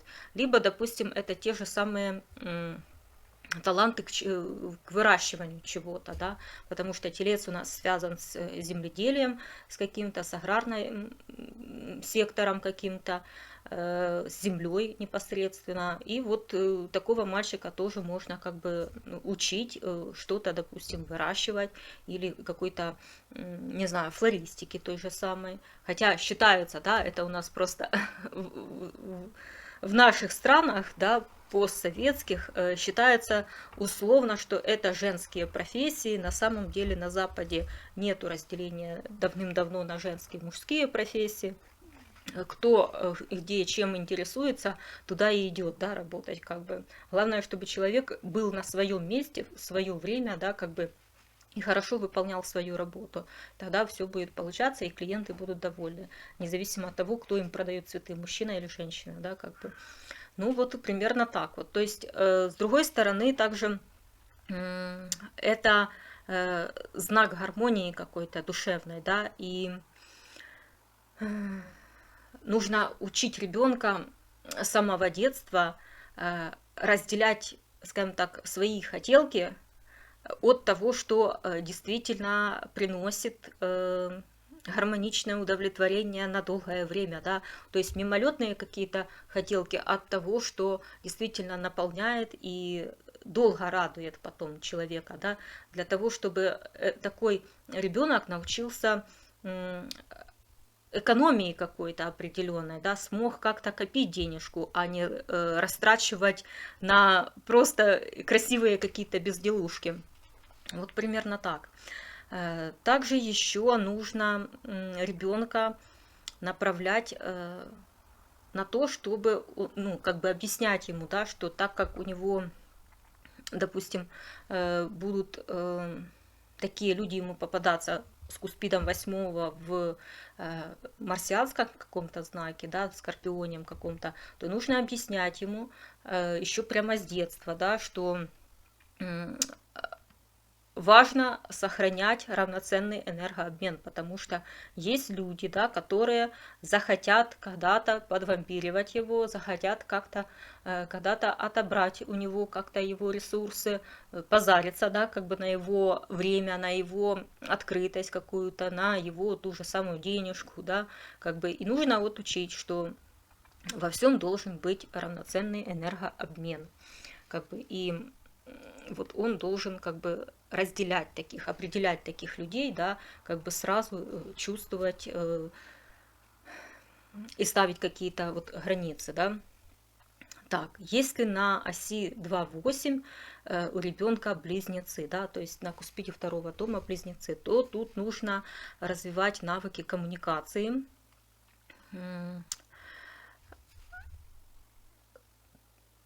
таланты к работе с информацией у человека есть, есть талант доносить информацию и разговаривать долго и много. Но нужно как бы такого ребенка учить выделять из всего множества информации только то, что нужно, да, то есть не трепаться по мелочам и не лить воду, а вот именно озвучивать, говорить ту информацию, которая действительно практичная и важная, да, как бы, чтобы ребенок не рос болтуном каким-то и не пытался продать вот этот огромный объем болтовни, да, как бы за чистую монету. То есть нужно учить его, что если он кому-то дает советы, если он кому-то дает обещания или он где-то подает о себе какую-то информацию, она должна быть 10 раз проверенная, она должна быть точная, конкретная, какая-то не пустая, не придуманная, не высосанная из пальца, а вот именно применимая такая, чтобы можно было использовать ее с пользой и с толком, да, как бы для всех. Так, какие еще? Естественно, нужно прививать любовь ребенка к языкам, к изучению, да, прививать любовь, учить языки самостоятельно иностранные, то есть как можно больше показать ему возможности со знанием разных языков, да, как бы привить вот эту вот любовь все-таки. Учить ребенка, как правильно произносить слова, да, как правильно ставить ударения в словах, допустим, чтобы его речь была красивая и понятная, да, потому что именно талант разговаривать будет продвигать потом этого ребенка в течение всей жизни, как бы будет составлять ему его портрет и репутацию в социуме, понимаете? Также, допустим, нужно объяснять, как с помощью слова можно влиять на других людей, то есть как правильно построить предложение, да, и в чем разница, допустим, звучания одного и того же предложения, да, как бы, но с разным смыслом, допустим, да, с разной интонацией сказанное, да, как бы вот эти вот азы нужно объяснять, потому что если у вас, у вашего ребенка на куспиде второго дома близнецы, то это вот мастер коммуникации именно, даже не сколько языков, просто языки ему будут помогать себя продвигать, потому что как бы эта ось 2,8, но это ось близнецы-стрелец все-таки, да, и должна гармонизироваться, как бы уравновешиваться эта энергия близнеца и стрельца. И поэтому ему нужно прививать любовь к иностранным языкам, потому что у него, скорее всего, не будет этого желания, он будет, скорее всего, стремиться к упрощению своей жизни. Вот как бы так, будет стараться пользоваться, там, не знаю, переводчиками какими-то, искусственными интеллектами или еще чем-то, но нужно через изучение иностранных языков прививать ему понимание вообще, что через язык меняется образ мышления у человека, да, насколько разный образ мышления одного и того же предложения, сказанного на разных языках, да, почему именно так это звучит, то есть объяснять ему, насколько язык связан вообще с мозгом и с восприятием мира человеком. Вот эти вот как бы азы нужно закладывать в ребенке, да, как бы, и что он способен будет влиять именно с помощью речи и своих навыков коммуникации, либо, допустим, с помощью своего какого-то ораторского мастерства, да, поэтому не жалейте как бы денег, да, на курсы ораторского мастерства для такого ребенка или курсы, допустим, постановки голоса, постановки речи для такого ребенка. Вот это будет составлять, как говорится, его вот этот вот невидимый паспорт в социуме. Так, если на куспиде второго дома у ребенка рак, то тут должен раскрываться, скажем так, стимулироваться талант проницательности, талант умения слушать других людей, умение организовывать свое пространство в комфорте, да, вообще создавать комфортную обстановку вокруг себя и вокруг близких ему людей, да, как бы относиться к своим вещам как-то вот особенно, с пониманием того, что они несут определенную, скажем так, энергетику вокруг, как они, ну, можно познакомить его, да, с искусством фэншуя, объяснить, как это все влияет на мозг, на подсознание, да, как бы это будет очень интересно. Ну, то есть пойдет стимуляция вот этих вот скрытых его ресурсов, которые заложены в знаке рак во втором доме, понимаете? То есть он интуитивно будет чувствовать, что, как распределить. Он будет интуитивно считывать людей, да, как бы чувствовать их настроение, как можно подойти к ним, с каким вопросом, с какой темой, как бы стоит ли начинать разговор, не стоит ли, вот примерно так, да. Стоит ну, как бы стимулировать ребенка такого к изучению, допустим, искусства комфортного интерьера, да, или, допустим, как ухаживать за растениями, как ухаживать за домашними животными, да, можно прививать любовь и интерес к истории, к археологии у ребенка. Если у него будет с ранних лет появляться желание, допустим, разгадывать какие-то головоломки, да, или интерес к чему-то такому непознанному, да, дальнему, скрытому, непонятному, то не надо останавливать. Это вот как раз просыпается его рак во втором доме. Просто можете поддержать как бы и ну, как бы объяснять, да, чтобы ребенок все-таки относился к этому достаточно критично, чтобы он контролировал свой интерес, чтобы он не расплывался, не отстранялся далеко от реальной жизни, как бы, но, тем не менее, постарайтесь ему как бы это все преподносить, да, как бы объяснять, что к этому нужно подходить с научным подходом каким-то, да, это все классно, это все круто, это все поощряется, да, как бы, и не у всех такое есть, да, не у всех есть такие навыки, не у всех есть такой вот интерес этим заниматься, но постарайся, дорогой мой, подходить к этому всему с научной точки зрения, да, как бы с погружением в какие-то нюансы, факты, исторические справки, сводки, с проверкой на реальность, на то, что это действительно такое было, а что не придумано искусственным интеллектом, научить его работать с первоисточниками в библиотеках, да, как бы, потому что история, почему она идет как часть рака, да, может быть, не все это знают, да, почему историю именно связывают с раком. И со Стрельцом еще связывают историю, да, потому что Стрелец Юпитер, он экзальтирует в раке. А почему он экзальтирует в раке? Потому что он, во-первых, сохраняет, скажем так, изучает рак сам по себе, и плюс еще и расширяет его, поднимает на более высокий какой-то уровень, да, как бы идет расцвет этой истории. А почему вообще история связана с раком, да? Потому что для того, чтобы сохранять адекватность как раз отношения к этому какому-то мистицизму, к интуиции, ко всему этому, нужно все-таки уметь как раз вот включать вот этот научный подход, да, или опираться на какие-то исторические справки, на исторические факты, на историю открытия каких-то законов природы, физики, химии, вот это вот все, да.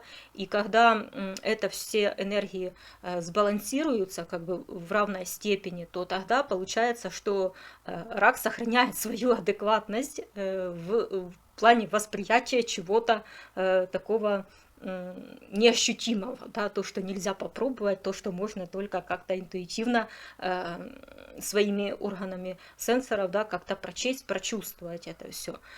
Вот примерно так. Потому что тот рак, который не опирается на то, что уже было до этого момента, да, как бы то, что ну, как бы все понимают, да, что у нас время делится на прошлое, настоящее и будущее, да, вот настоящее это вот этот конкретный момент, в котором мы с вами живем и говорим, да, и вот если рак, допустим, видит, что что-то происходит с человеком напротив него, да, он как бы интуитивно считывает его какое-то настроение, он начинает делать какие-то выводы, да, но если он будет, скажем так, забудет то, что в прошлом до этого момента было, да, как бы проверенные уже какие-то пережитые факты, пережитый какой-то опыт, да, вообще человечеством, будет закрывать на это все глаза, он будет делать выводы какие-то неправильные, он будет просто фантазером каким-то отрешенным от жизни, он будет больше похож тогда на рыб. И вот рак почему кардинальный, да, потому что именно из-за этого, потому что он умеет быстро вот так вот переключаться и делать какие-то... Переключаться в плане того, что заглядывать в прошлое, анализировать, сравнивать настоящее с прошлым как-то так вот, да. И из-за этого получается вот он такой вот кардинальный, его все-таки относят к кардинальным знакам, потому что не всегда люди даже понимают, почему он принял именно такое решение, да, именно потому что, скажем так, есть сравнение с прошлым и выводы, сделанные на основании сочетания настоящего с прошлым. Вот так вот. Так, ну ладно, это мы убежали в сторону уже воды какой-то. Меня легко просто переключить на что-то такое ненужное, да. Если на куспиде второго дома у нас у ребенка знак лев, да, то нужно развивать в нем талант, как себя презентовать, да, как выступать, допустим, на сцене, как вообще держаться перед толпой народа, перед публикой или там, где вообще тебя оценивают, допустим, там, не знаю, в лекторской какой-то аудитории, да, или на каком-то экзамене перед экзаменаторами. Ну, то есть учить ребенка сохранять самообладание перед множеством каких-то глаз, которые будут его как-то будут выносить какие-то суждения, да, как бы, ну, не всегда же оценки выставляются, а просто какое-то суждение, да, даже получить те же самые аплодисменты, это тоже своего рода получить, ну, как бы понравиться людям, да, как полезно будет такому ребенку, допустим, пройти курс модельной школы какой-то, да, модельного какого-то агентства. Или, допустим, фотомодели, да, как себя, допустим, держать в кадре при фотографировании или при видеосъемке или еще что-то. Вот эти вот определенные такие вот азы, да, знаний вот этих вот, они очень сильно потом помогут такому человеку как бы продвигаться в обществе, да. Потому что у него есть заложенный этот ресурс.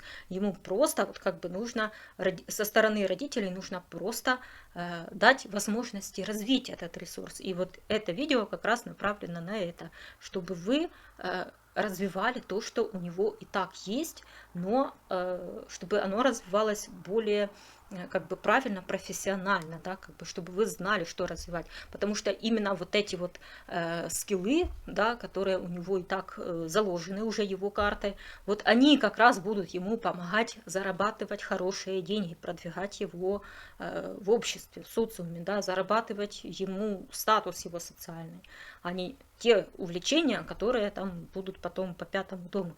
Пятый дом это чисто для расслабления, для души, да, не для продвижения, не для выгоды какой-то. А второй дом как раз вот будет работать потом на заработок и на выгоду. Но нужно так, чтобы, как я уже сказала, второй дом сочетался с пятым, чтобы человеку это нравилось, чтобы оно было близко ему, как бы к душе, чтобы это было вот как бы наполовину его хобби, да, вот он будет себя чувствовать вполне гармонично и счастливо. Так, лев, как мы уже сказали, да, должен себя уметь презентовать, должен уметь держаться в кадре, должен научиться удерживать внимание других людей по отношению к своей персоне, да, не бояться выступать перед большой аудиторией, не прятаться от объективов камер, да, как бы. И знаете, еще вот надо как бы ему объяснять, что когда человек такой вот выступает перед камерами, да, вот у него не должно быть какой-то гордыни, да, или самолюбования. Нужно нести зрителю вот это вот какое-то львиное такое тепло, да, чтобы людям не только нравилось само выступление, да, а так, чтобы они еще получали приятные какие-то теплые эмоции от этого выступления, да, чтобы вот как-то их мотивировать, может быть, потом на дальнейшие шаги, может быть, на дальнейшее какое-то обучение или ну, на какие-то дальнейшие действия, потому что задача льва не только что-то красиво презентовать, а так, чтобы включить, да, как бы вот этот вот как бы рычажок в человеке, да, когда человеку потом после этой презентации, этого выступления или еще чего-то, где он увидит этого льва, чтобы ему потом захотелось действовать, как бы совершить какие-то действия как бы на улучшение своей жизни. Вот этим теплом как раз вот львиным он должен научиться делиться с другими людьми, да, то есть не просто горделиво, молча там как-то себя преподнести, там я царь зверей, там и все, как бы я лучше всех. Нет, вот тут должна быть такая вот фишка, чтобы у человека была потом какая-то после этого мотивация включилась, да, вот тогда такой лев действительно чувствует себя, скажем так, полноценно состоявшимся, тогда действительно льву приходит вот это вот теплое такое ощущение внутри, что он полезен для общества, что он действительно звезда, скажем так, да, которая дает жизнь всем остальным, как бы вот так вот. Вот это ему нужно такому ребенку доносить до его как бы понимания. Может быть, он интуитивно это чувствует, да, но хотя бы разок ему надо именно вербально это объяснить, чтобы он понял, что его какие-то бессознательные предположения, догадки, что они у него вот как бы это ощущение правильное все-таки. Вот так вот. Так, если на куспиде второго дома у ребенка дева, да, то тут нужно прививать талант к порядку, к здоровому образу жизни, здоровому образу питания. Или, допустим, увидеть, может быть, у ребенка появится какой-то уникальный способ пения или выступления какого-то уникального, да, вот та же самая, допустим, Пинк, да, она же дева, но у нее половина выступлений, да, и вообще вот если посмотреть ее клипы, там все сочетание голоса, да, вокала с акробатическими какими-то трюками, ну, как бы со спортивными какими-то танцами.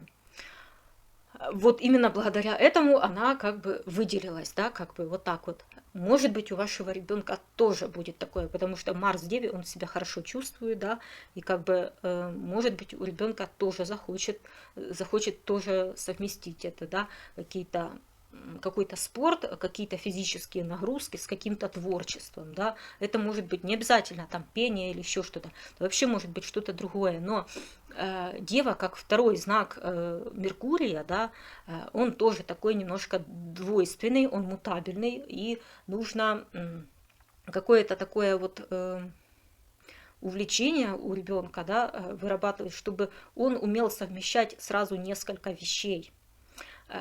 Потому что они делают быстро, да, как бы все по Меркурию, но как-то немножечко поверхностно. Вот пускай, если он уже делает это быстро и поверхностно, то пускай он тогда уже делает две вещи каких-то, да, чтобы у него все-таки и Марс работал, и он как-то выделялся среди множества своих каких-то конкурентов, да, как-то так вот.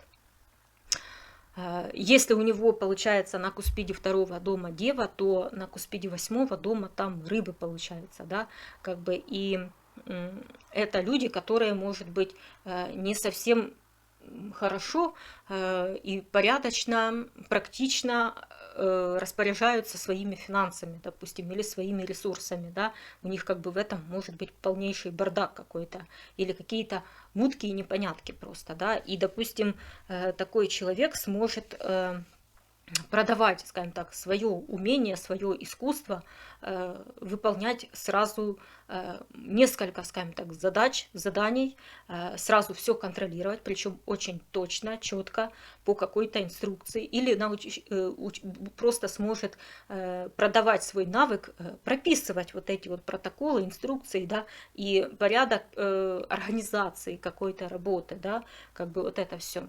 То есть смогут себя продавать как организаторов, как администраторов какого-то дела, какого-то проекта, да, и причем человека, который сможет находить какие-то изъяны в работе, в протоколах, да, самой работы или процесса какого-то, технологического или административно-офисного процесса какого-то. Вот примерно так. То есть нужно учить ребенка какой-то вот точности, конкретности, да.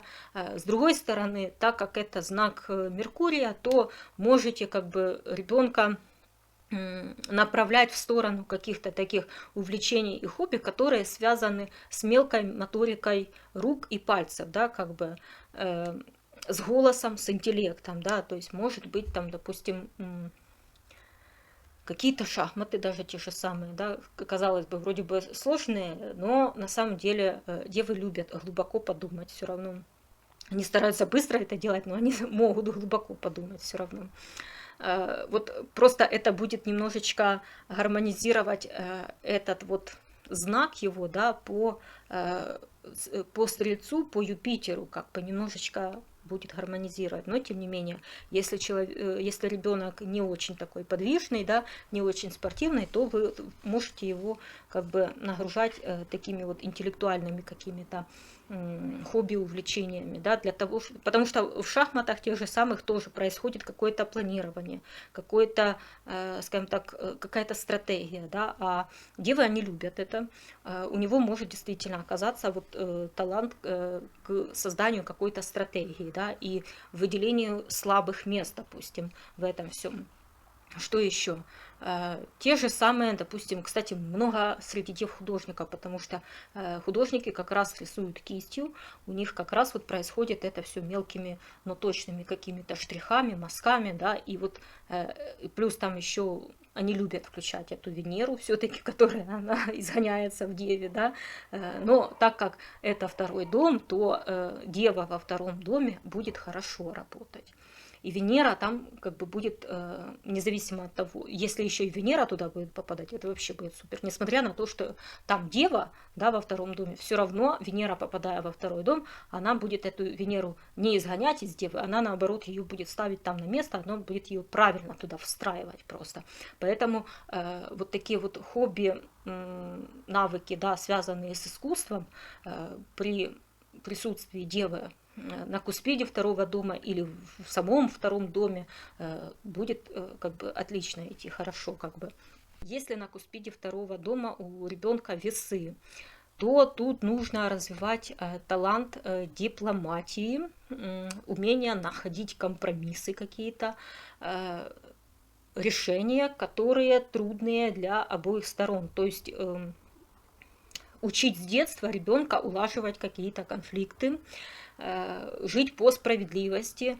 В тех же, допустим, дворовых каких-то детских тусовках, да, как бы разговаривать с ребенком, обсуждать с ним какие-то дворовые конфликты, да, как бы выяснять, кто прав, кто виноват, и показывать как бы ситуацию с обеих сторон, как бы заставлять его думать над такими ситуациями и пробовать, как бы, ну, давать ему задания, чтобы он смог себя поставить на место обоих как бы сторон оппонентов, да, чтобы он с самого детства включал вот этот вот талант поставить себя на место другого человека, да, попробовать вжиться в роль другого человека, поселиться в его, скажем так, коже, да, в его шкуру как бы влезть и попытаться почувствовать, как ему, этому человеку вот в той ситуации конкретно живется, да, как бы, или как он, что он чувствовал в этой ситуации, да. У ребенка есть это все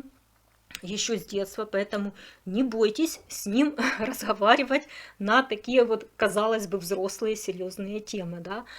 У него есть уже это все, он будет подспудно, интуитивно понимать, что вам нужно будет отвечать и как это все будет решаться, да, как бы вот так вот. Плюс, так как это венерианский все-таки знак, то будет полезным прививать, опять-таки, его умение к творчеству какому-то, да, к работе руками, потому что это воздух все-таки, и должно что-то быть связанное с Меркурием тоже, ну, кроме Венеры, еще и Меркурий должен там какой-то присутствовать, то есть работа руками, какая-то творческая работа, какая-то, не знаю, попытка поставить себя на место другого человека, взглянуть на ту же ситуацию с глазами другого человека, допустим, да, или, допустим, это хобби там по кройке и шитью, или хобби по стилистику, допустим, по цветовой гамме какой-то, по те же самые танцы, потому что если это быстрые какие-то аэробные движения, да, и еще связанные с творчеством, с пластикой тела, как бы с вот этим всем, то это тоже будет в плюс только, пойдет хорошо. Ну, то есть, потому что напротив, да, напротив этих весов на оси 2-8 будет у нас, получается, что у нас там будет? У нас будет Овен там, да, и как раз вот будут, скажем так, притягиваться те люди, в них будут заинтересовываться люди, которые быстро, скажем так, сливают свой бюджет, сливают свои ресурсы, которые не умеют правильно, гармонично распределять свои ресурсы как-то, да, которые сливают, допустим, свое время, свое здоровье, быстро выгорают как-то так вот, они не умеют вовремя остановиться, да, и вот как раз их будет в этих весах привлекать умение вовремя остановиться, умение стать на сторону оппонента, допустим, подумать глазами, головой другого человека, потому что у овнов такого нету таланта, они не очень эмпатичны, они не умеют поставить себя на, ну, как бы на место другого человека, у них только два мнения, свое и неправильное, да, как бы, а у весов это по-другому происходит, и вот как раз вот, когда весы покажут вот эти вот все плюсы этого мастерства, да, как бы, вот люди с таким вот овном на Куспиде 8-го дома, да, как бы это получается какие-то, скорее всего, будут рыбы какие-то, скорее всего, да, предположительно. Скорее всего, будут рыбы, да, на Куспиде, на десценденте, а на Куспиде 8-го дома будут, скорее всего, овны. И получается, что это будут такие вот, такие, как бы вам сказать, люди творческие, постоянно ищущие себя, да, и в то же время не умеющие вовремя как-то остановиться, и в погоне за вот этими пробами всего в этой жизни, они вот просто много чего теряют, как бы, да, как бы у них может быть не всегда какое-то критическое мышление, да, и получается, что вот ребенок, у которого Куспид 2-го дома в весах, да, он как раз вот будет давать вот эту вот какую-то гармонию, да, вовремя остановиться, вовремя подумать, включить критическое мышление, взвесить все за и против, да, как так вот объяснить, причем так, знаете, как бы мягко, доходчиво, гармонично, тактично как-то так вот объяснить, да, почему вот не надо сейчас вот это делать, а почему надо вот это все-таки сделать, допустим, да, и рыбы таких вот поймут, ну, я предполагаю просто, да, что в большинстве случаев, скорее всего, может быть так, но не всегда, вообще не всегда, да, в зависимости от места рождения человека на земном шаре, да, как бы вот от этого еще зависит. Но тем не менее, ну, как бы так вот. У большинства людей будет вот так оно работать. Просто я объясняю саму логику, да, как бы, чтобы вы смогли потом свой вариант карты своего ребенка самостоятельно проанализировать по такому протоколу, да, как бы по такой логике анализа. Понимаете, вот так вот. Так, что еще? То, что я уже сказала, да, так же, как и, допустим, для тельцов, для львов на Куспиде 2-го дома, таким детям, также и для весовских, да, вот как бы втородомных детей, как бы, им тоже можно идти в какое-то модельное агентство, в какое-то как бы агентство, где, допустим, делают фотографию или видеосъемку, да, или вот эти вот, допустим, школа блогерства, допустим, та же самая, да, там вообще классно пойдет это все. Ну, то есть развивайте в них вот эти вот таланты, да, там будет и творчество, и включение Меркурия туда пойдет, как бы логическое, такое интеллектуальное, и умение вести какой-то такой вот диалог, да, дипломатичный, тактичный, такой вот красивая речь, вот все туда вот пойдет, там вот подойдет такому ребенку. Это вот потом будет продвигать такого ребенка. Если на Куспиде 2-го дома у ребенка Скорпион, да, второй марсианский знак, то получается такому ребенку нужно учиться развивать талант, защищать себя и других, но не с помощью грубой силы, да, или самообороны какой-то, хотя это тоже не повредит, потому что это марсианский дом, да, как бы, а с помощью разговора какого-то, да, с помощью нахождения каких-то компроматов, каких-то многоходовок, да, с помощью невербального такого вот считывания человека, да, интуитивного, можно даже сказать. Вот как у раков есть такое свойство, да, считывать по интонации человека, по тому, как он строит предложение, допустим, какой он тон выбирает, где он делает в предложениях ударение, допустим. Вот с помощью такого вот профайлерского, да, качества, есть, кстати, школы профайлеров и курсы профайлеров, вот как раз вот таким вот детям с Куспидом в Скорпионе, да, вот им полезно будет пройти вот такую вот школу. У них есть это, у них есть этот, скажем так, заложенный уже в их как бы карту, в их гороскоп, вот этот вот дар, талант профайлера. Поэтому вот направляйте его в это вот русло. Кто не знает, что такое профайлинг, да, загуглите, вам все это выдаст, объяснит намного лучше, чем я вам объясню. Так, ну и, естественно, нужно такого ребенка учить ему, объяснять, да, что бывают как бы чистые, экологичные манипуляции, полезные, да, когда, допустим, вы работаете во благо человеку, а бывают и грязные манипуляции, да, и вот нужно объяснять ребенку, в каких случаях нужно использовать те, в каких случаях нужно использовать другие, потому что будут такие все-таки моменты, когда нужно будет применить и такие манипуляции, как бы, да, ну, как бы никто в этой жизни у нас не святой, как бы. Все равно когда-то наткнуться на ситуацию, когда придется все-таки включить этот талант, заложенный в тебе природой, да, как бы вот так вот. Ну, надо объяснять, да, что это все-таки неправильно только в исключительных каких-то случаях, да, когда, не знаю, когда на вас реально давят несправедливо, да, как бы, и вам нужно действительно защищать свои ресурсы, защищать свои эмоциональные ресурсы, финансовые, семью, может быть, защищать. И вот как раз тогда, чтобы такой ребенок смог себя вот как бы так поставить, повести. То есть это достаточно умные дети. Я бы сказала, даже у них кишка не тонка, но они при этом очень такие чувствительные, ранимые, глубокие, глубоко переживающие за все. И вот если вы еще и будете учить как бы такого ребенка, это у нас получается на Куспиде 8, там будет у нас Телец, а на Куспиде, на Десценденте будет у нас Овен, да, и вот как раз им будут попадаться такие тоже овновские личности, да, такие, которые пытаются занять лидерскую позицию, которые пытаются продавить свое, да, как бы пойти по трупам, поскакать как бы по всем, да, и при этом те, которые стараются сделать все малой кровью, да, ну, как бы не растратив ни одного рубля, как бы просто своим каким-то напором брать города, да, как бы вот так вот. И вот получается, что такого ребенка нужно учить справляться вот с такими личностями, да, вот такими вот путями.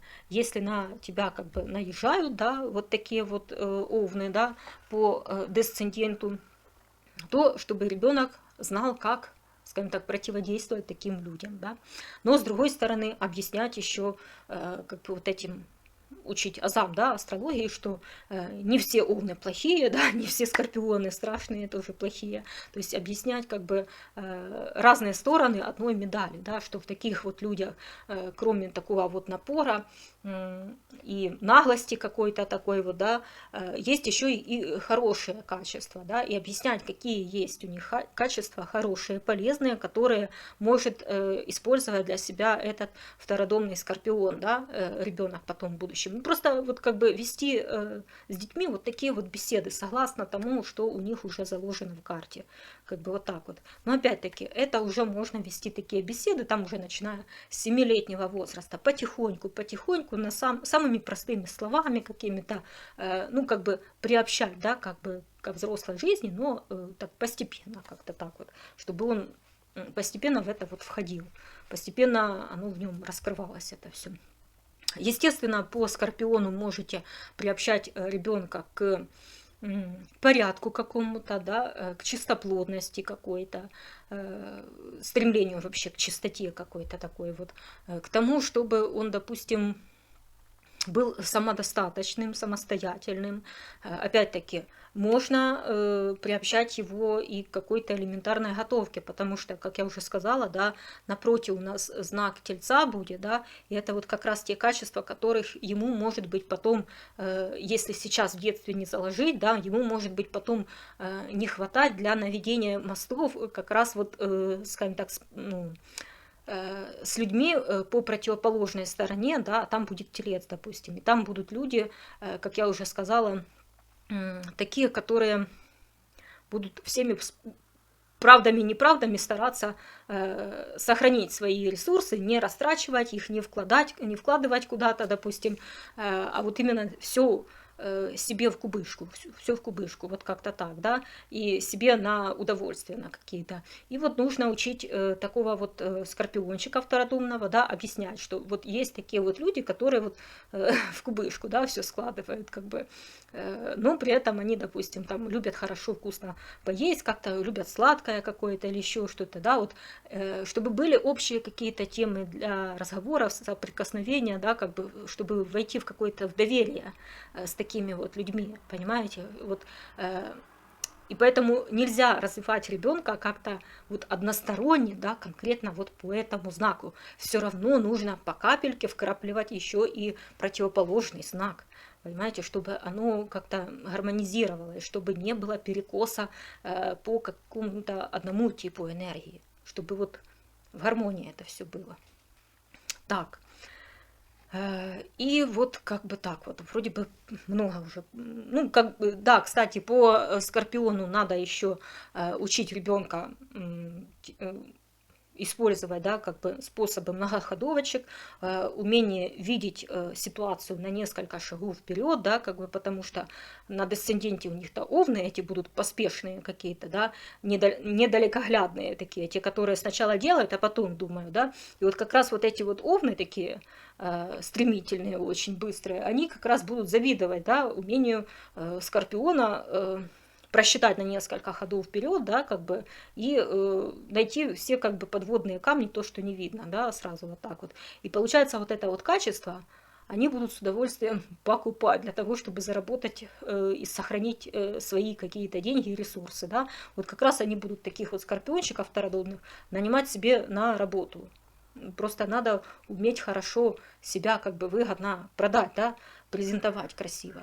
Поэтому вот учите своего ребенка, объясняйте, что вот будут вот такие вот у вас люди встречаться часто по жизни, да, и вам нужно уметь себя преподнести, презентовать, показать то, что вы умеете, скажем так, просчитать ситуацию наперед, выявить то, что не видно невооруженным глазом, да, как бы, и умение выходить сухим из воды, естественно, да, по Скорпиону, как бы какому-то кризис-менеджменту нужно учить ребенка вот такого вот, да. Ну, вот как-то так. Так, если на куспиде второго дома у ребенка стрелец, то нужно развивать в ребенке талант, работать с большим количеством информации, с большим количеством контактов, чтобы у него было с детства прямо много друзей, знакомых, чтобы он умел их как-то, не знаю, сортировать, как-то определять, идентифицировать, кто есть кто и кому как подойти. Да, как бы с каким, на какой козе кому как подъехать, как бы вот так вот. Ну, естественно, нужно с ребенком с таким вот, знаете, общаться уже по-взрослому, да, потому что и стрелец, и рыбы это уже такие более мудрые, скажем так, души, пришедшие в это воплощение, и они уже даже с маленького возраста, они все равно чувствуют себя более взрослыми, чем их друзья-сверстники, да, как бы дети. И поэтому можете не бояться с ними разговаривать как со взрослым каким-то ребенком, да, как бы, ну, просто понятными, доступными словами, но можно на такие уже вполне серьезные как бы темы с ними разговаривать, да.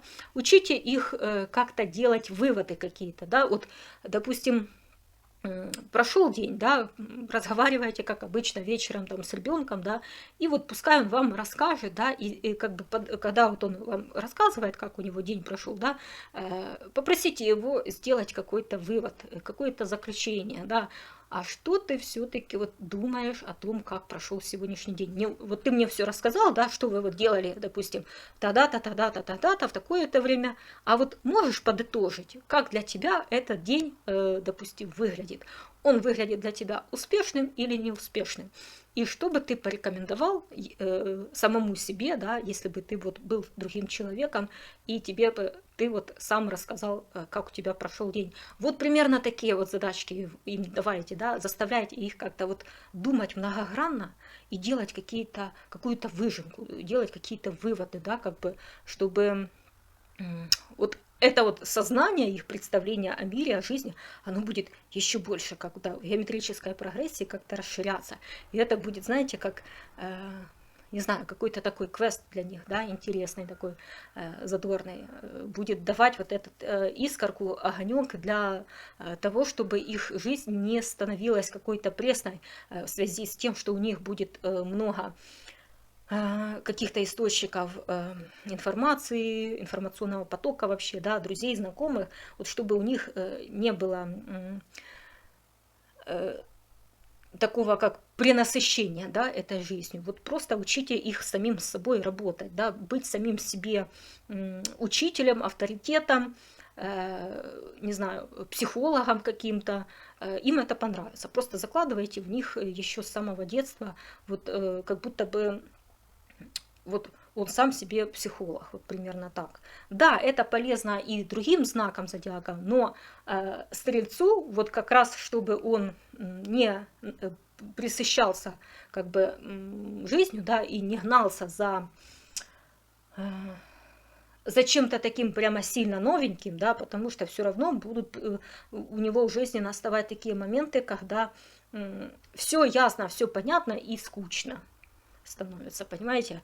И вот для того, чтобы не становилось скучно, научите его обрабатывать эту информацию, не просто там получить, да, и хранить, допустим, быть хорошо эрудированным, допустим, много всего знать, да, как-то там по верхам, так вот. А вот так, чтобы делать из этого выжимку, делать какие-то выводы, какой-то анализ прямо делать, понимаете, вот тогда будет не так скучно. Тогда этот вот в процессе анализа будет включаться еще желание поработать над, может быть, совершенствованием, на расширение в каком-то другом ключе, да, своего сознания, своих каких-то желаний. Вот примерно так. Ну, естественно, по стрельцу надо развивать желание вообще смотреть, допустим, не в одну сторону какую-то, да, интересоваться не одними вещами, а вообще вот из разных сфер жизни, да, из разных наук, допустим, и, не знаю, допустим, то же самое судоходство, да, или, допустим, плюс судоходство и еще там, не знаю, кулинария, например. Ну, то есть, чтобы хобби были абсолютно разные, их было несколько разных увлечений, но при этом они были такие как бы полезные, да, потому что напротив стрельца будут у нас, получается, восьмидомные близнецы, а на десценденте получается тельцы, и это будут люди, которые как бы тяжело, да, сдвинуть с мертвой точки, да, как бы, близнецы, их вроде бы как не тяжело, то есть финансы у них быстро проходят, да, как бы движение ресурсов, денег у них быстро происходит, но сами по себе люди такие очень стабильные, гармоничные, уравновешенные такие вот, да, и получается, что вот этот стрелец, ребенок, да, он должен расти таким, чтобы уметь заинтересовать вот этого тельца, смотивировать его на движение его денег, как бы на то, чтобы он поднял свою пятую точку и что-то сделал со своими ресурсами. Понимаете? И вот нужно объяснять таким детям, что будут вот такие вот люди, да, почему они так живут, почему они не такие, как ты, да, почему у них они не такие легкие на подъем, допустим, почему они долго думают, допустим, да, а потому что им, может быть, не хватает информационного какой-то подкованности, допустим, да, они, может быть, не до конца понимают, зачем вообще это все. И вот стрельца нужно как бы уравновешивать еще близнецовской энергией, да, делать вот эту вот выжимку, делать выжимку из его эрудиции, из его, скажем так, широкого кругозора, большого количества знаний, уметь выжимать самое практичное, полезное, да, и, скажем так, продавать это все потом своим, скажем так, оппонентам, другим людям, да, вот таким, которые как раз будут чаще всего по тельцу идти, которые такие не всегда будут понимать, зачем оно вообще им надо. Ну, то есть это полезный такой вот навык, уметь работать с людьми другой энергии. Просто нужно объяснять, да, откуда начинать это все, почему, зачем, что, как это вообще работает. Да. Поэтому я и говорю, что с таким ребенком не стесняйтесь вести такие вот уже взрослые беседы. Они постепенно будут в это все втягиваться. Это взрослые, скажем так, старые души, и поэтому они будут быстро это схватывать. Они даже на уровне интуиции будут это схватывать у вас. Вот как бы так. Так.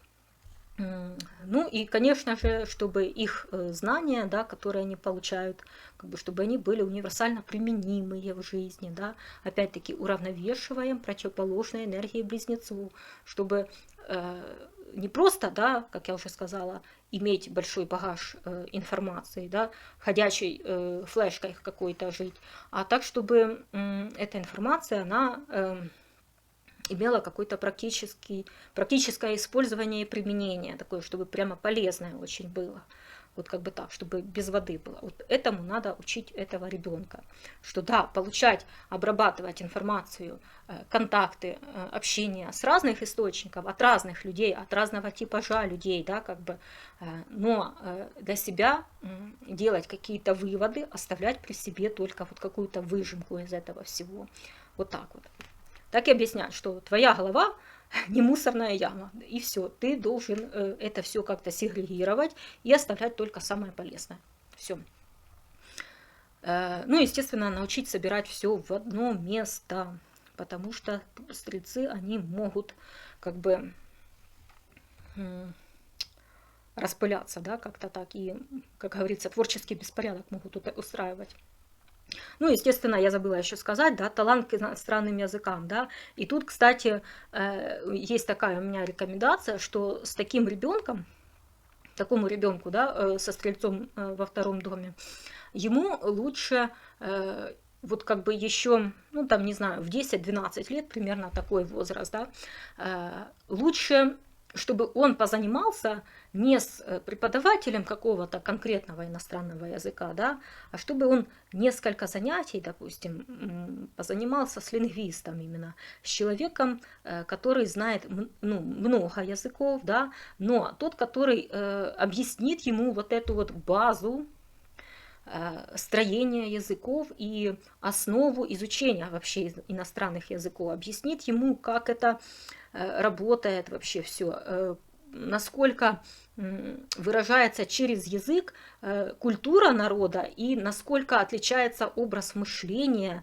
народа, ну, как бы в разных языках и через язык именно, да, через вот эти словоформы, через построение предложения, что это все взаимосвязано, да, как бы, и лучше, когда вот с таким ребенком позанимается вот лингвист, да, чтобы его как бы направить вот в это русло, что многие языки между собой связаны и похожи, и у них есть какая-то общая база, допустим, да, и вот как-то, чтобы он его как-то направил и выявил его какие-то способности к определенным каким-то языкам, да, вот, а потом уже, допустим, позже вы там начали, допустим, изучать именно вот какой-то конкретный язык, да, чтобы сначала это все-таки были занятия с лингвистом, который вот саму базу изучения вообще иностранных языков в целом объяснит такому ребенку, да, именно вот эту связь с культурой народа, с образом мышления, да, как бы с менталитетом вообще народа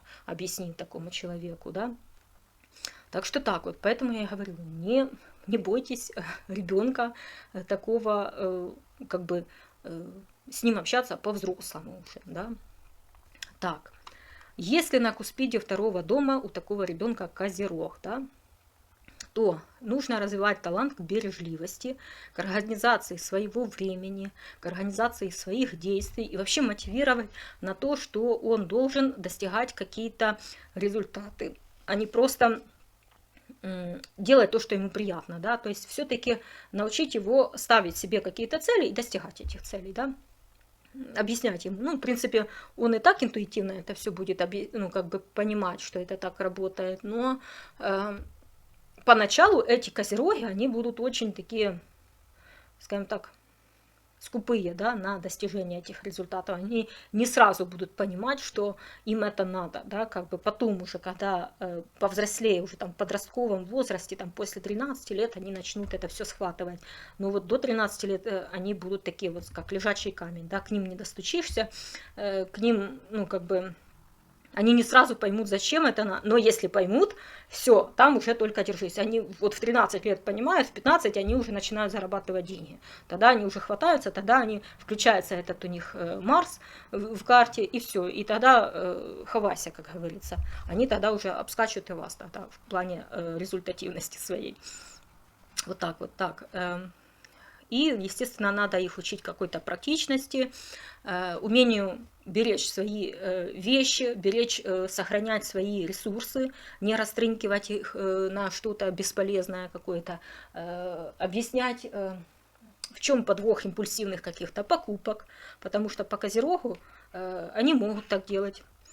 Да, вот казалось бы, вроде бы сейчас будут многие со мной спорить, но тем не менее, Козерог легко может совершать импульсивные покупки. Он может очень долго хранить, скажем так, деньги, да, ничего себе не покупать, допустим, а потом как-то совершить какую-то импульсивную покупку, такую вообще ненужную вещь какую-то, либо просто тупо пробухать, прогулять. Но это уже для взрослых, да, таких вот людей. А для детей, допустим, там, не знаю, пошел, купил, накупил кока-колы и чипсов, спустил деньги, да, вот как, ну, вот захотелось ему вот так вот.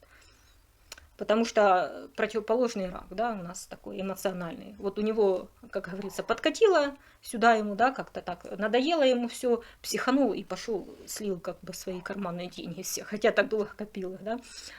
Но это не всегда, да, если у него будет нормальное, стабильное психологическое состояние, да, то он все-таки будет подходить очень ответственно.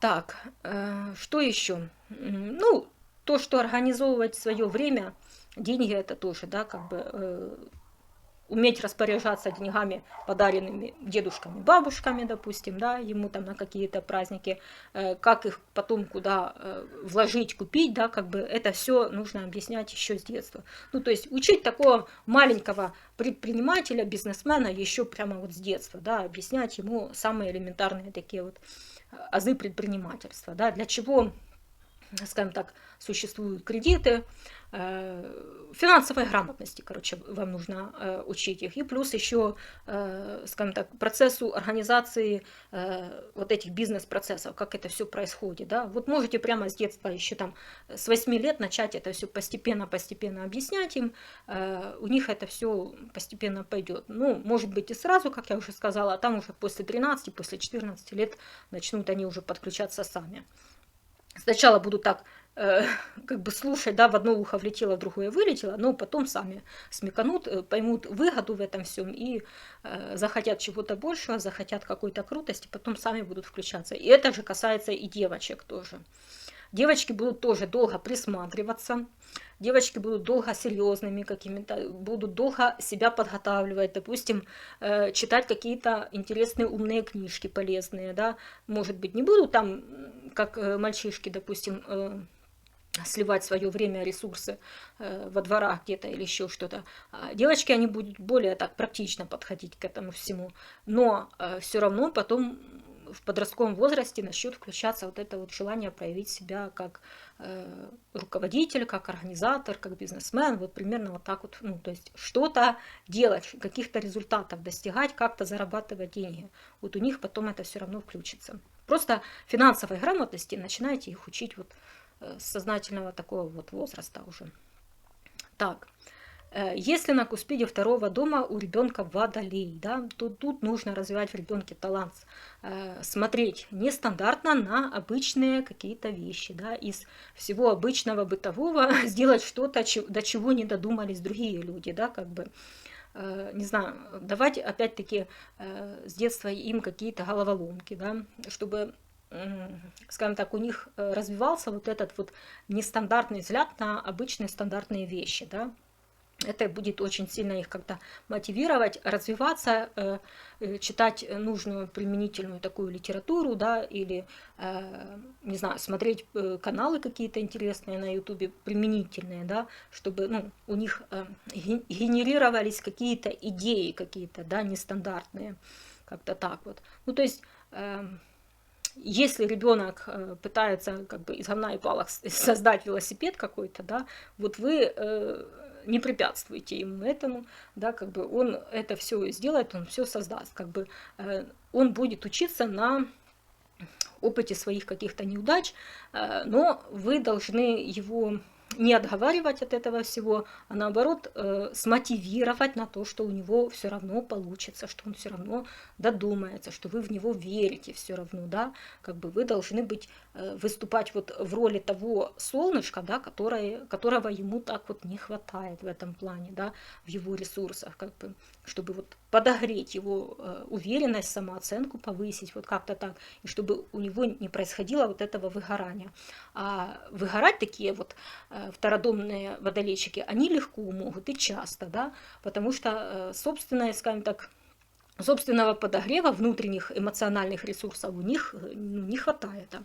Получается, что нужно извне их как-то вот поддерживать и мотивировать. И это вот как раз задача родителя в этом заключается. Вот так вот.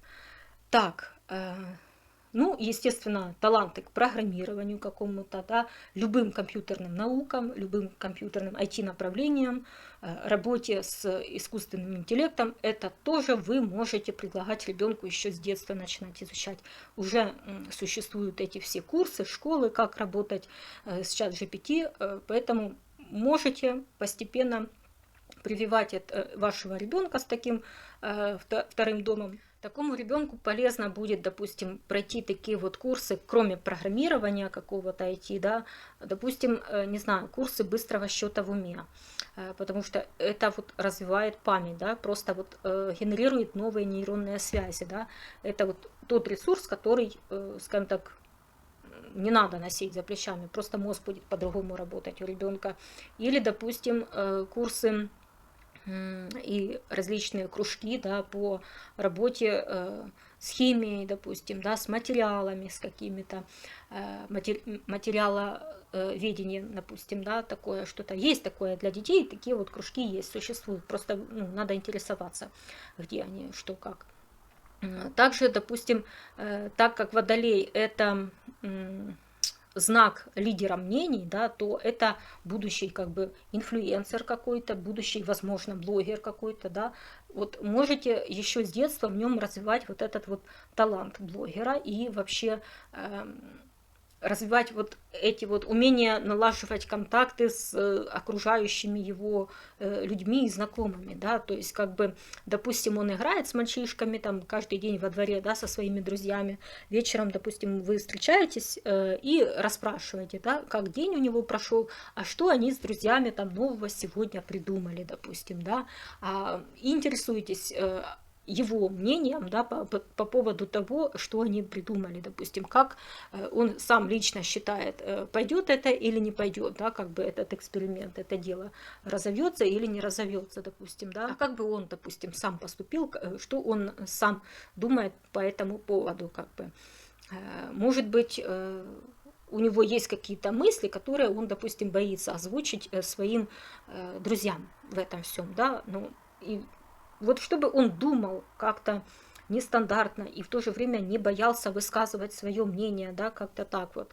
И получается, что кто будет напротив, да, такого вот ребенка, да, какие люди будут к нему притягиваться. И к нему будут притягиваться, скорее всего, рачки какие-то, да, с кошельком, который они, опять-таки, эмоционально расходуют как-то, но такие, знаете, как бы люди, которые интуитивно что-то чувствуют, которые готовы как-то вкладываться в это все, но только тогда, когда они увидят реальный какой-то смысл, да, и возможность какую-то. И вот получается, что такого ребенка нужно учить с детства еще уметь разговаривать с такими вот другими людьми, которые, скорее всего, будут требовать повышенных доказательств того, что новый проект, новое дело, новый стартап какой-то заработает. Или вообще то, что он будет предлагать, ваш будущий уже взрослый потом ребенок, да, что оно заработает как-то, да, что эта идея новая заработает. Вот как бы нужно его изначально еще с детства учить тому, чтобы он умел правильно выражать свои мысли, правильно доносить до других идею и, скажем так, продавать именно эту идею, да, чтобы вселить уверенность в своих оппонентов, чтобы они тоже поверили в него, да, как бы, и не сдаваться при первых каких-то неудачах или отклонениях, да, когда его не принимают, когда ему не верят, когда так не поддерживают. Вот просто научить его находить в себе внутренние ресурсы, да, включать в себе внутреннего льва по противоположному знаку, да, как бы включать в себе, находить этого внутреннего льва, сильного такого, уверенного, да, с высокой самооценкой, то, что он сам в себя верит просто. просто, да, чтобы он не сдавался при первых же каких-то трудностях, чтобы вот он умел себя преподнести вот в нужном для него русле и доказать, донести свою идею другим людям, как бы, да, вот так вот. Вот этому его нужно учить изначально. Так, если на Куспиде второго дома у ребенка рыбы, да, это второй юпитерианский такой вот знак, это тоже дети такие уже со взрослой старой душой, да, им тоже можно, как бы, с ними тоже можно поднимать такие взрослые уже темы. И что нужно развивать? Да? Нужно развивать любые виды творчества, любые виды, допустим, работы с камерой, да, с той же самой, потому что рыбы, управляемые Нептуном, Нептун управляет фотографией, видеосъемкой. Да. Это те же самые блогеры тоже, кстати. Это те же самые фотомодели будущие какие-то. Поэтому, исходя из такого понимания, можно таких детей отдавать в модельное агентство, причем независимо от того, девочка это или мальчик, все равно это будет для них полезно. Будет повышать их самооценку, уверенность в себе будет повышать, да, как бы и, скажем так, умение себя презентовать.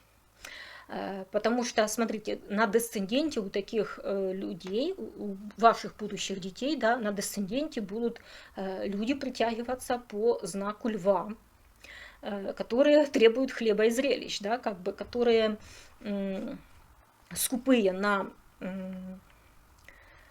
деньги, на расходование ресурсов, потому что это следующее дело, да, идет у них, получается, ось рыбы дева, Дева 8 дом, рыбы 2 дом. И получается, что она десценденте лев, получается. И это вот люди, которые, как я уже сказала, требуют хлеба и зрелищ, и в то же время хотят сохранить свою лидерскую какую-то позицию, да, и они не готовы отдавать свои деньги, платить за то, что некачественное или то, что не стоит своих денег, понимаете, как бы, поэтому тут надо такого вот ребенка с Куспидом 2 дома в рыбах, его как бы изначально надо с детства воспитывать в русле того, что они должны быть, как бы, хотя бы выглядеть, они должны идеально и безукоризненно. Уметь идеально себя преподнести, хоть на любом собеседовании, хоть на любом конкурсе каком-то, хоть на сцене, хоть во время съемки где-то или работе на камеру. Ну, то есть, знаете, как бы в образец им можно ставить каких-то телеведущих, которые, допустим, ведут новости или еще кто-то, да, которые выглядят просто идеально, стильно, у них правильно поставленная речь, да, потому что это по противоположному знаку там будет дева, которая будет все критиковать и вербализировать, и будет цепляться как раз-таки к произношению, к языку, к разговорной речи. И поэтому нужно изначально воспитывать, что вот ты должна быть идеальным образом. Да? Вот твои интересы, допустим, ты их можешь развивать как угодно, да, как бы на том уровне, какой ты посчитаешь нужным. Но для того, чтобы у тебя была успешная карьера какая-то, у тебя были как бы люди, которые тебе будут помогать, да, продвигаться тебе как-то, те, которые захотят быть, скажем так, твоими помощниками по жизни, по карьере.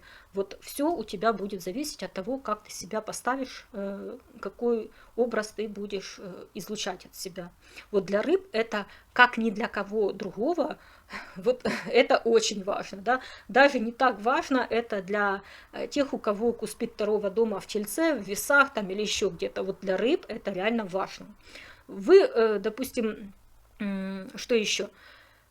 Нужно учить такого ребенка с Куспидом 2 дома в русле все-таки девы. Но использовать талант хорошо держаться в кадре, да, использовать талант как бы вот этой какой-то мимикрии и умение перевоплощаться в разные образы, быть каким-то своего рода актером даже. Поэтому рыбкам на Куспиде 2 можно что рекомендовать? Модельные агентства, не знаю, различные блогер-школы, различные, допустим, школы актерского мастерства, ораторского мастерства. Вот это вот все можете смело предлагать своим детям. Как бы объясняйте им, что это очень будет полезно, но так, чтобы все-таки там был такой, знаете, как график, да, посещения, график занятий, чтобы он был более-менее такой удобный, комфортный, и чтобы там была атмосфера такая все-таки не строгая какая-то такая, диктаторская, да, как бы, а так, чтобы она такая мягкая, гармоничная была. Вот тогда ребенок будет долго туда ходить, и он будет с удовольствием туда ходить, потому что они, ну, как бы интуитивно душой будут просто туда тянуться. И это тогда вот даст реальные результаты во взрослой жизни у них, да. А вот то, что, допустим, там какие-то хобби там рукодельничество, там, допустим, не знаю, хомячков там выращивать, котиков, там что-то шить где-то или пойти на какой-то спорт, да, это уже за это можете своего ребенка не ругать, вот нравится им, сколько там, 2-3 месяца походил, год походил, и ладно, как бы, и хорошо, да, это он будет чисто для души себе. А вот то, что не для души, то, что будет потом для карьеры, для взрослой жизни, это вот то, что я уже сказала, вот это вот будет самое главное. Вот для рыб, для них вот это очень важно, да, уметь себя презентовать, уметь держаться в кадре, развивать вот этот талант игры на публику, на камеру, да, как бы умение изобразить, может быть, различные эмоции какие-то, да, ну вот как бы так, вот это вот рыбье, да. Также, если ребенка будет тянуть в эзотерику, допустим, там будете видеть, что ребенок вам рассказывает, что у него какие-то интересные вещи, сны там снятся или еще что-то, вот не надо отбивать у них этот талант, и не надо смеяться над этим всем. Это вот у них действительно есть такое заложенное, пускай они это тоже развивают, может быть, если ребенок не хочет идти в модельное агентство, но он хочет, допустим, не знаю, в астрологическую школу какую-то пойти, да, или там в нумерологию или еще что-то, пускай идет. Пускай идет, но, скажем так, предложите ему еще альтернативу с чем-то другим. Можете договориться с ним, что он будет как-то чередовать, да. Прошел курс там, потом поменялись, да, вот как-то так. Так, чтобы вы объясняете ему, зачем ему это надо будет. Как я уже сказала, ребенок со взрослой душой, он это поймет, он ответственно к этому подойдет. Поэтому не отбивайте просто и не смейтесь над его увлечением эзотерикой, допустим, да, потому что у них есть эта интуиция, у них есть это, скажем так, предвидение какое-то, и оно им будет потом по жизни тоже помогать, и помогать сохранять, скажем так, их ресурсы, чтобы их нигде не обманули или еще что-то. Это вот как дополнительный инструмент, который будет помогать им защищать себя по жизни. Просто у одних, допустим, этот дополнительный инструмент сила физическая, кулак или еще что-то, а у других вот именно тех, которые не так развиты физически, да, у них сильнее выражена вот такая вот защита, да, защита как бы высших сил с помощью вот как бы подсказок со стороны Вселенной, вот примерно так, со считывания энергоинформационного поля Земли. Вот так вот. Вот такие вот у нас разные дети бывают.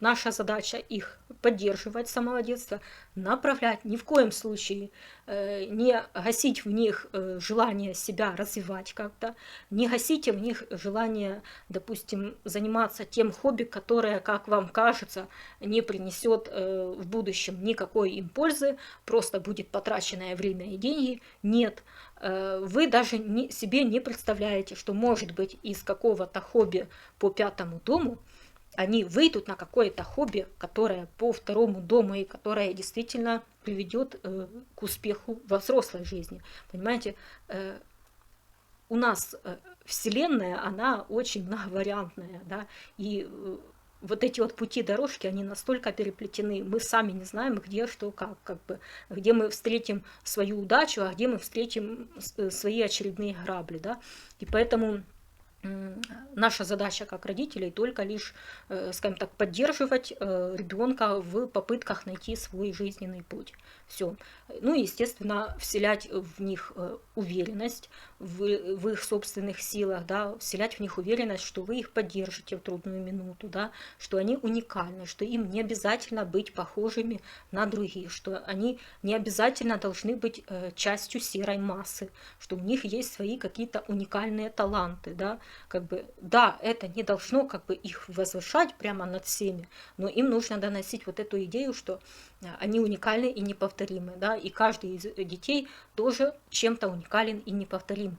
И нужно как-то уметь взаимодействовать, не смеяться над другими, да, у которых нету твоего таланта, и с другой стороны не жадничать и не считать себя прямо чем-то сверхъестественным, если ты обладаешь этим талантом. Наоборот, нужно объяснять, что этим нужно делиться своими талантами, да, что другие люди, у которых их нету, они нуждаются в этих вот твоих талантах, твоей помощи, да, и только при гармоничном взаимодействии мир движется к прогрессу и к развитию какому-то, да, вот примерно так. Ну и, естественно, учить равноценному энергообмену любого ребенка, как бы это не обсуждается абсолютно. Все, благодарю всех за внимание. Пишите свои комментарии. Приглашаю всех желающих на консультации на личные. У меня в декабре мало времени будет свободного, но все-таки я постараюсь выделить это время для всех желающих, да, как бы мои контакты для связи со мной указаны под каждым видео, пишите мне на почту, либо сообщением на WhatsApp указанный, да, как бы постараюсь как бы вас принять. Предновогоднее время, да, и поэтому сделайте себе такой вот подарок, хотя бы по какой-то одной сфере вашей жизни, попытайтесь развязать для вас как бы Гордиев узел, который вам, скажем так, утяжеляет вашу жизнь, который создает вам проблему. Как-то вместе мы постараемся найти, скажем так, корень вашей проблемы и вывести вашу жизнь на новый уровень, чтобы вы по-другому взглянули на свою карту, на свою судьбу. Все, благодарю всех за внимание. Отдельное спасибо за донаты, за комментарии, за приятные. Да? Постоянно забываю вас поблагодарить. Но я действительно вам очень благодарна. Поэтому все, всех люблю, всех целую, обнимаю. Всем пока.